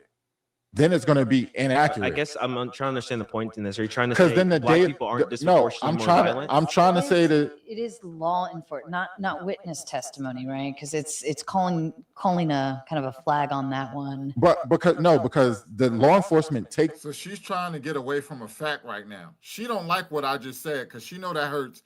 Whenever they bring this up, she know that everyone could always say this. She can't get around this. the testimony down, and then they say robbery, black person, stuff like that. But it's based Reports off. submitted by law enforcement, not from witness testimony. Some data are incident offense based and arrest based, while victimization surveys use interviews, but testimony is not the basis of the UCR offense. I think it's a technicality. Yeah, it's a I think you're in technicality. the right wheelhouse Yeah, there. yeah, because there's no way for law enforcement to get that data without speaking Yeah, to I see. someone. Of like- arrest and Yeah, people in no, it's prison. not off arrest. Well, first What I I'm talking mentioned about in is prison. crime. I'm talking about the crime The statistics. crime. The crime statistics is not based off arrest or convictions. It's based off testimony. Like I just said, if someone gets robbed or assaulted, they say, well, what was the race of the person? Mhm. Then the person could be wrong. An example I just said, where the They person could be wrong. the person is But the vast Asian and they say black. vast So the data is you know skewed. how big the discrepancy is. But I'm talking between- about the data is skewed. Would you, if that's how they The collect the data, could be skewed by 1 to 2%. It still does not negate 1 the to fact- 2. It could be. It could be Who's the most exonerated race? black. Okay. Let's maneuver if you have one more fast point. I Otherwise, think he, She did it again. Y'all, she did it again. When I just hit him with a haymaker, now she want to go to wrap it up. Oh my God. Oh my God. I said, who's the most exonerated race? Black people? If you guys want to wrap it up. Oh my God. This is ridiculous. This is a crime. She should be arrested for this. Yo, she had me so tight. I should play poker. I probably could give Phil Ivey a run because you guys don't even know how annoyed she had me. I blame my one hiccup on her. I blame it on her. even with that point, like I said, you're trying to diminish the problem that is in the African American community. Even that statement right there, because you understand very clearly that we don't behave at our best behavior, which is the reason why we are placed in these boxes, the reason why we have discrimination. If someone looks at Jamal, they associate crime with that. We create these stereotypes onto ourselves. That's why I believe in not half accountability, not saying you can dismiss like gang violence, bad culture, and things like that. It's total accountability. And if the data is skewed the same way that the data is skewed with, I know you're talking about the 4 million and some of them being mulatto early and stuff like that. The vast majority and the big point is that we have to act better. We cannot blame other people for things that we have inside of our community. And yes, those things are present, but outward thinking is the only way that you can develop a future society. that sounded like a final. Was that your final? I thought he was doing it fine. Yeah, yeah, Because that of what looked you really said. good. we're doing a fine. Because of what you said. Oh, It sounded if it's- really good. Well, I did say one more quick if you got another fast I don't know point, if you but, wanna but that do was like a ano- really good closing. I liked it. Yeah, I don't know but if- no, if you Yeah, I don't know if you want to do more or say more, but when you say the we, I don't like to generalize because obviously I don't fit that. I don't think you fit that. I don't know you. But me, myself, I've never been incarcerated, never been in handcuffs. Again, I don't smoke, I don't drink. I have an identical twin brother who's a police officer. So it shows you where I stand with certain things. And him and I have this discussion. We have discussion about when people are extremely in the wrong. And I speak out when someone was killed unjustly. I'm not one of those people to just jump up when someone black was killed, because I'm going to look from an objective standpoint and say, wait a minute, what happened there? So there are certain things in our community that we need to fix. Again, I speak out against accountability, but I do realize how we've been treated systemically and how we are treated You systemically think black still. supremacy is the answer to that? My definition of black supremacy, yes. What was your definition of black supremacy? So in my book, what I talk about, and I'll surmise it, I talk about black oppression, but I talk about black excellence. I talk about black contributions and how even in our oppression, we were thriving. Well, not thriving, but we had people who were thriving and doing well. So we had people who were authors. We had people who were going to school. Look at W. Du Bois, B. Washington, people who showed intellect. We look at people like Harriet Tubman, who were resilient and still contributed to being a spy during the Civil War. So that's black supremacy to me. When you can display extreme resilience through what you're going through. When you look at Dr. Martin Luther King Jr., when you look at Malcolm X, how he I changed feel his like life. supremacy When- has to be on a comparison, though. Even the word, like you think white supremacy, now you're being put on this pedestal. Do you put black people on a pedestal above other minorities? First, that white supremacy and black supremacy aren't the same thing. But How? in the book, I make the premise So I put our resilience on a pedestal because the whole point is our level of oppression. And for us to be where we were in the 1940s and 1950s and 60s, even for us to be where we are today and still have a fighting chance, we do need to eliminate some things. But if you really take into consideration what we've been through, where we are right now is to be applauded. I guess Black superiority. We cannot be applauded if this is the result of where we are currently right now. We do not deserve to be applauded for being resilient and being here. We have stuff to fix. We have stuff to fix. We already went over what we have to fix. If you take a beating, you don't get applauded for taking the beating. If you get up, if you fall down 7 times and stand up 8, we're not you get applauded. Up. This is we're failing. We have no reason to be applauding anything. Who is we? The Black community as a whole, if you want to tie it to what percentage of Black people in America are criminals? Disproportionately too much. No, it's not. It's a very small amount. Actually, I don't know the number. If you look I don't think it's there's around 43 to 48 million Black people in America today, and less than 1 million of those people are criminals. So that tells you something. Is that true? That's true. I'll wait for Convicted? the thing, but let's move into Even our... incarcerated or on parole or probation. You think we should be applauded for how we are currently right now? Huh? If, like I said, if you take a beating that's nothing to be applauded for. We're still down. So look, I put the highest expectations on Black people because of how I view us. I don't like how when I see us behave in certain ways, when I see Black teen takeovers, I don't want us doing negative things. No. I don't want us fit in any negative stereotypes. We don't have a culture to be proud of. I don't want us fit in. We don't have a culture. We have parts of our culture that we shouldn't be proud of. Certain parts of our culture we should be very proud our of. identity as a whole is not resulted in positivity. I firmly believe this. I think the reason why we have so many race issues is because what's associated with African American culture, and that culture is not from Africa. That's the culture from African Americans, us. That's not. We are the entertainment of the world and how we portray ourselves, and we portray ourselves as less than. Therefore, we will be treated as less than. It's I'm a motivational speaker. I host a course and mentorship and stuff myself. And the biggest thing that I tell people is accountability, and you will always be looked at as less because of the systems that have been put in place on us, and because of the identity that the culture has created. But what percentage of Black people do you think are acting out and not to be proud of? I might say it's over 50. It's close to 50. Well, unfortunately, that silent majority will always rule in favor. We did get a red flag on fewer than 1 million Black people in America are criminals, and it said that it conflates the arrest, convictions, incarceration, and criminality.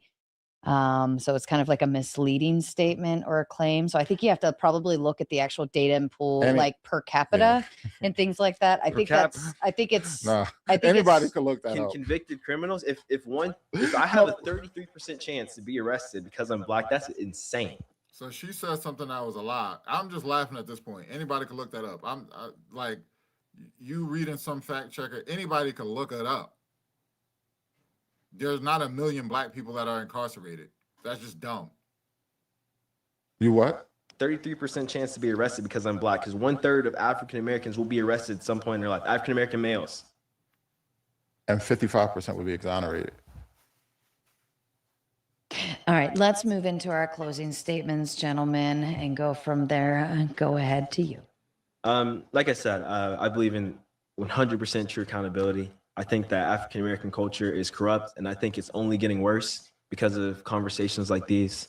I don't think this is positive, and in the aspect of we are moving in a direction, as we see over the years, where we become more dependent on the government, we become less intelligent, and we become poor decision makers, and we glorify those poor decisions way too much. And I know that's not something that you necessarily believe in, and not something that you glorify, but you do take away accountabilities with some of the rhetoric and some of the viewpoints that you have. And that's personally what I believe. Yeah, so like I was saying before, and I think the discussion is going to prove the point that systemic racism and white supremacy and what white supremacists have done to the Black community have caused the most harm. I'm not excluding the current actions or behavior that is in the negative. Like I said, if you view my content, I clearly speak out on certain things that I feel need to be destroyed and are destroying the Black community, such as gang membership. Even if you're a gang membership without the violence, just claiming to be in a gang is detrimental. I don't want to see it in my communities. I equate that with being a child predator. Drug usage, selling drugs needs to be removed from the Black community. Violence, gun violence needs to be removed from the Black community. Modern feminism needs to be removed from the Black community. Championing LGBTQIA needs to be removed from the Black community. I think if we remove those things from the Black community, you will see a rise in us. We also need to bring the Black nuclear family back, which I champion heavily. So those are the things which I always hold people accountable for. If I see people fighting in public, behaving, unsanitary in public, if I see certain things, I'm always going to do a response video to those things. I don't believe in us making excuses. Just blaming, not getting reparations, or blaming systemic racism for anyone just acting in a behavior that is, ridiculous. So those are the things that I feel, holding the Black community accountable. Stop doing those things, and we'll be better off. Beautiful. I agree. Shake hands. I could even agree with that. That's all wonderful. Thanks for watching all the way to the end, guys. Please hit like and subscribe. It helps us grow the show and helps us get bigger guests. Thank you so much. Okay. So just basically like the last brother said, I don't like that we are victimized and we're always talking. I like this guy. This guy just came to be my buddy. I think this guy just wanted to meet me. This guy was cool. About how we're always pointing at other people for our situation. And if we take accountability, just like what he said, I want us to take more accountability for what we do wrong. And it kind of simplifies a complex issue, So I think it's more than just white supremacy being the problem with the Black community's downfall, So that's kind of my statement on that. And then there's other things that's going on, even with reparations with Native Americans. Within the Native Americans, they're like 2 on the poverty level, right?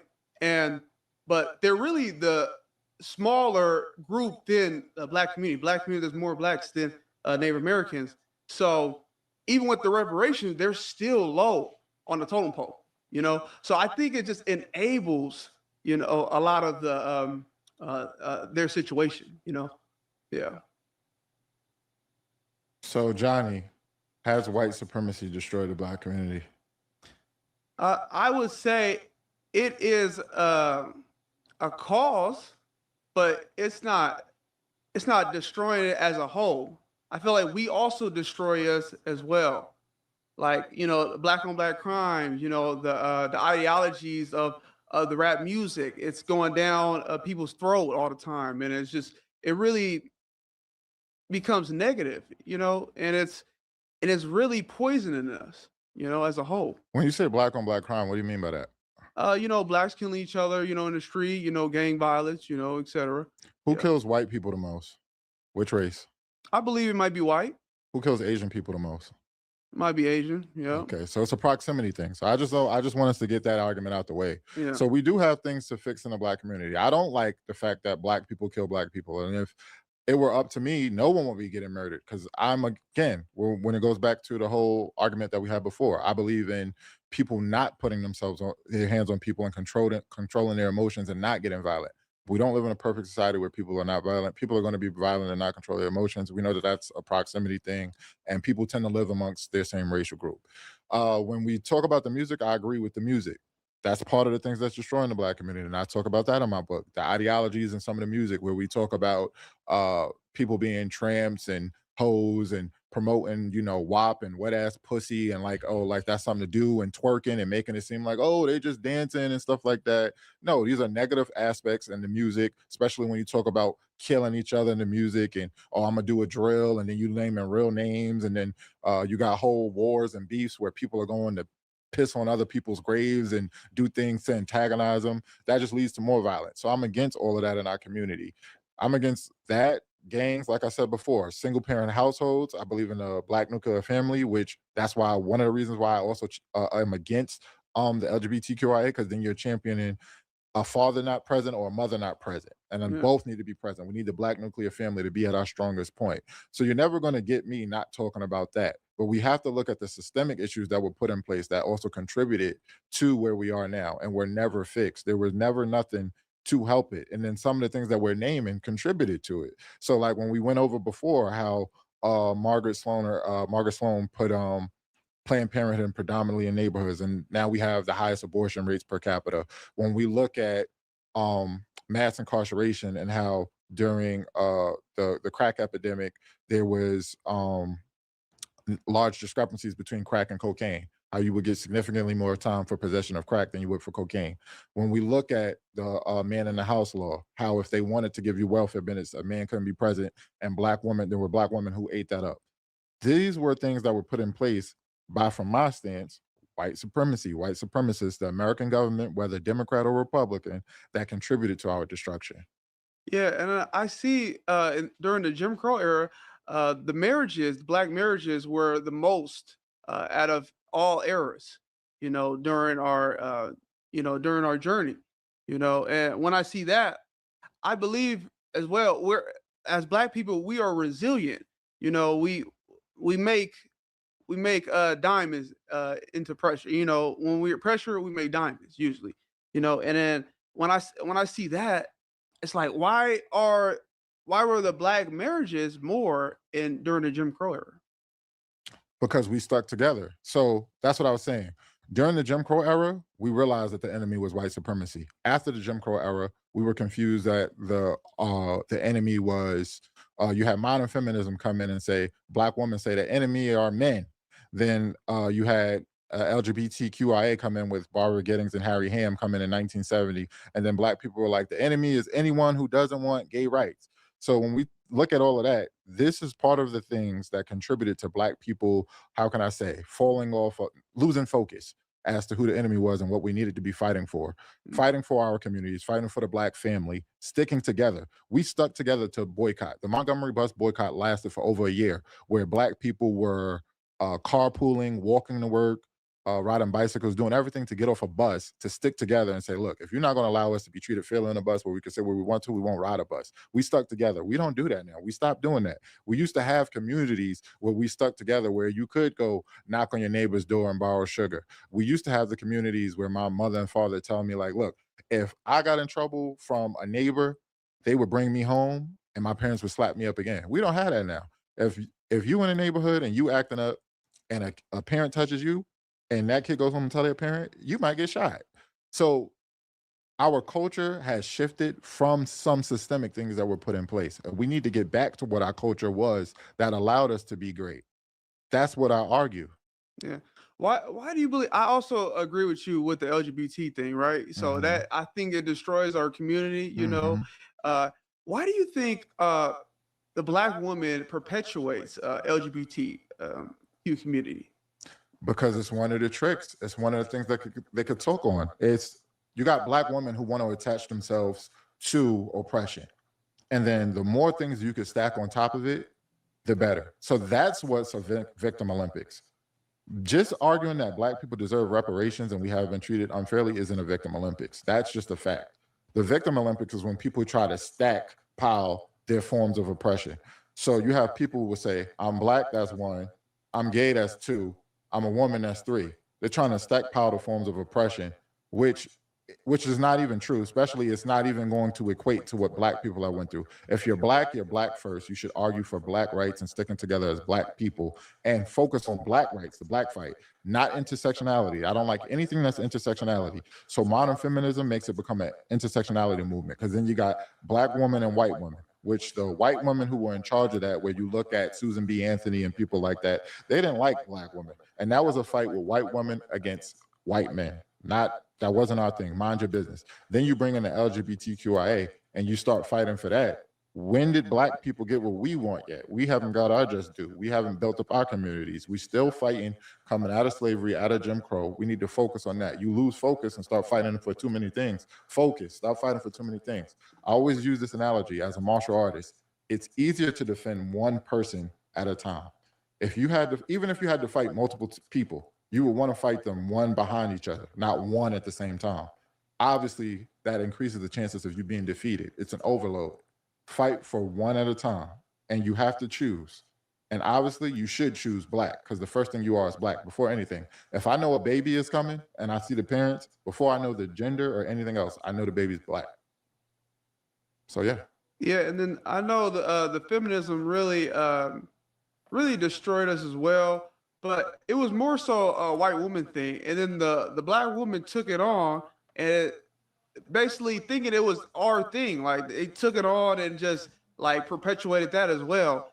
And I just believe we kind of hurt ourselves, you know, and we go after we look outer source to look to try to help our situation, you know what I'm saying, instead of looking inward, you know, and reflecting. And also, why do you think that is, like, that we do that? Johnny, if you're going to interview him, that is one thing, but I would really like to see you make some really solid final points towards him instead of asking him questions about what he thinks, because that's not why you're here. Oh yeah, I got it. Yeah. So yeah, why do you think that? You're killing. She didn't like that he was on my on my side, buddy with me. She didn't like that. Okay, Johnny. All right, Johnny, if you have a final solid point that you really want to get across to debate with Dr. James, I'd say do it now, and then we're going to wrap up into closing thoughts. No, I was gonna say really, I believe we should really look inwardly, you know, and really reflect. We shouldn't we shouldn't say it's anybody's fault, you know, and like you said before, you know, we did better when we were together. And then when we're helping each other, you know, that's what I believe we are strongest at, you know. And by making all these arguments about these topics, reparations, and then white supremacy bringing us down, it's like going backward, you know what I'm saying? And I think we should move forward instead of going backwards and talking about this stuff, you know. Talking about the problem kind of like builds the problem, you know. So what do you think about that? Talking about the problem is necessary. You have to talk about something before you fix it. So talking about a problem allows you to think of solutions. So we're talking about the problem, you brainstorm, you come up with solutions, and you fix it. So again, on a large scale, I don't think anything has been more detrimental to the Black community than the systems and structures in America that have been put in place by white supremacists and the United States government. Even if we look at, like I said, if we look at abortion and abortion clinics, making that legal, that was detrimental. If we look at the war on drugs with systemic oppression with that and mass incarceration that resulted from that, the man in the house law, kicking the man out of the house for welfare benefits, that was put in place. So if we look at those things now and say the Black community should eliminate those things and get off of those, and those are the most detrimental, then you are agreeing that white supremacy has been more detrimental. However, I do hold Black people accountable, and I am against the music that is negative. There's a guy out there, I think his name is D1. He talks about this a lot, how the music, talking about drugs, talking about gangs and violence and things like that. We need to remove that. We also need to remove this single parent culture, the modern feminist talking points. I don't need a man. I'm better without a man. I'm good by myself. We need to remove all of that from the Black community. We need to focus on being great like our ancestors were. That's what I talk about in my book. So people who get triggered by a title and they see Black supremacy is focusing on Black excellence, Black greatness, Black people being resilient, even though they've been through hell. We are great. And I want people to focus on that, because even though if you are claiming to be a victim in the 21st century, you still can be successful. That's why with me being the face of Black supremacy is important. I have 5 degrees. Okay, I have a doctorate, a terminal degree. I'm successful, well into 6 figures. My twin brother, Officer James, he's a cop. So for the people who talk about this and talk about policing, he's on that side. He's successful. He has his number of degrees. He makes into 6 figures. So these are things that, with me championing this, I'm for the benefit of the Black community. So people should never get that wrong. So conservative white people and things like that, even white supremacists who try to say, oh, well, Black people should stop killing Black people, you should be in agreement with me. So that's what I don't understand. People who go against my talking points truly hate Black people. Yeah. Do you think it's just like redundant? Like we talk about it so much to the point like it's just well enough, like to a point where it's just redundant. Like what's redundant? Like the talking point of reparation and white supremacy, and we always, oh, the white man is bringing us down and everything. Like, when does it get to a point where it's just like, it's just redundant? Yeah. And it's just, Your argument is we shouldn't talk about it? That's yeah. Redundancy is not really like a or like a combative debate claim to say, oh well, it's redundancy, so let's not. Like, because some people, I've heard people say that. Like, we talk about this at nauseum. So you saying we shouldn't talk about it at all? Is that what you're saying? no, I'm just saying, like, we shouldn't waste time on just talking about it and just actually do something about it. You know, we should really act upon it than just talking. That's what I'm saying. Act upon what? If we're talking about, so like, because you said topics like white supremacy. If we're talking about white supremacy, how do we act on it? I'm saying, say we already have all the talking points, right? Mm-hmm. If we know the issue, why don't we just start focusing on the action, on what to do? You already just said what we need to do to act upon it, right? Why don't we just focus on that? And why are we like talking about it like all the time?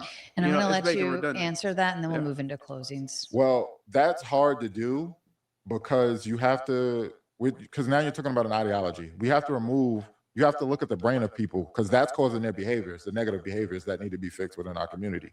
So even though I experience the same systemic oppression that other Black people experience, my ideology is at a certain place. I'm learned, I've read, I know history, I know Black history, I know about our greatness. I have an education, I've been educated at a doctoral level. So now I have a different understanding of things. All right. I'm more educated, which was funny because somebody said they think I have a ghostwriter, but to get a doctorate, you have to write a dissertation and you can't ghostwrite that. You have to defend it in front of a board, which would know if you wrote it or not. And even as you go through chapters, you get walked through it. So that's just hilarious because that's a published work of mine that can be looked up on JSTOR or EBSCO. But furthermore, with me being a learned person and being where I am in life, my ideology now allows me to be successful. The people who are ignorant within the Black community and don't know better, and they're in the slums, they're not going to think, let me not smoke this, sniff this, do this drug. Let me not harm this person in my community. Let me not have this child out of wedlock. Let me not go shoot my brother or sister. They're not thinking that. Their mind is still chained. So there's a talking point to say, you know, if you put shackles on a person's brain, you don't need to chain them up physically. That's what's been done. We have to undo that. So I'm one of the people who's talking to try to unwind that mental fuck that has been done to the Black community. All right, Johnny, if you want to go ahead and give your closing statement, please. Okay. Yeah, my closing statement is, yeah, I believe as the Black community, we are very strong, and what we need to do is focus on action. We need to build the community, and we need to also come together and right those wrongs and make sure that we do the work and we build in the areas that we are lacking in. You know, we're like the highest on diabetes, we're the highest in cancer, we're the highest on so much more. So we need to right those wrongs. We need to perpetuate the positive things, you know, and we need to push other people out that are perpetuating the negative things. And that's what we need to do instead of, you know, just always talking about the negative and pointing the finger. That's my whole closing right there.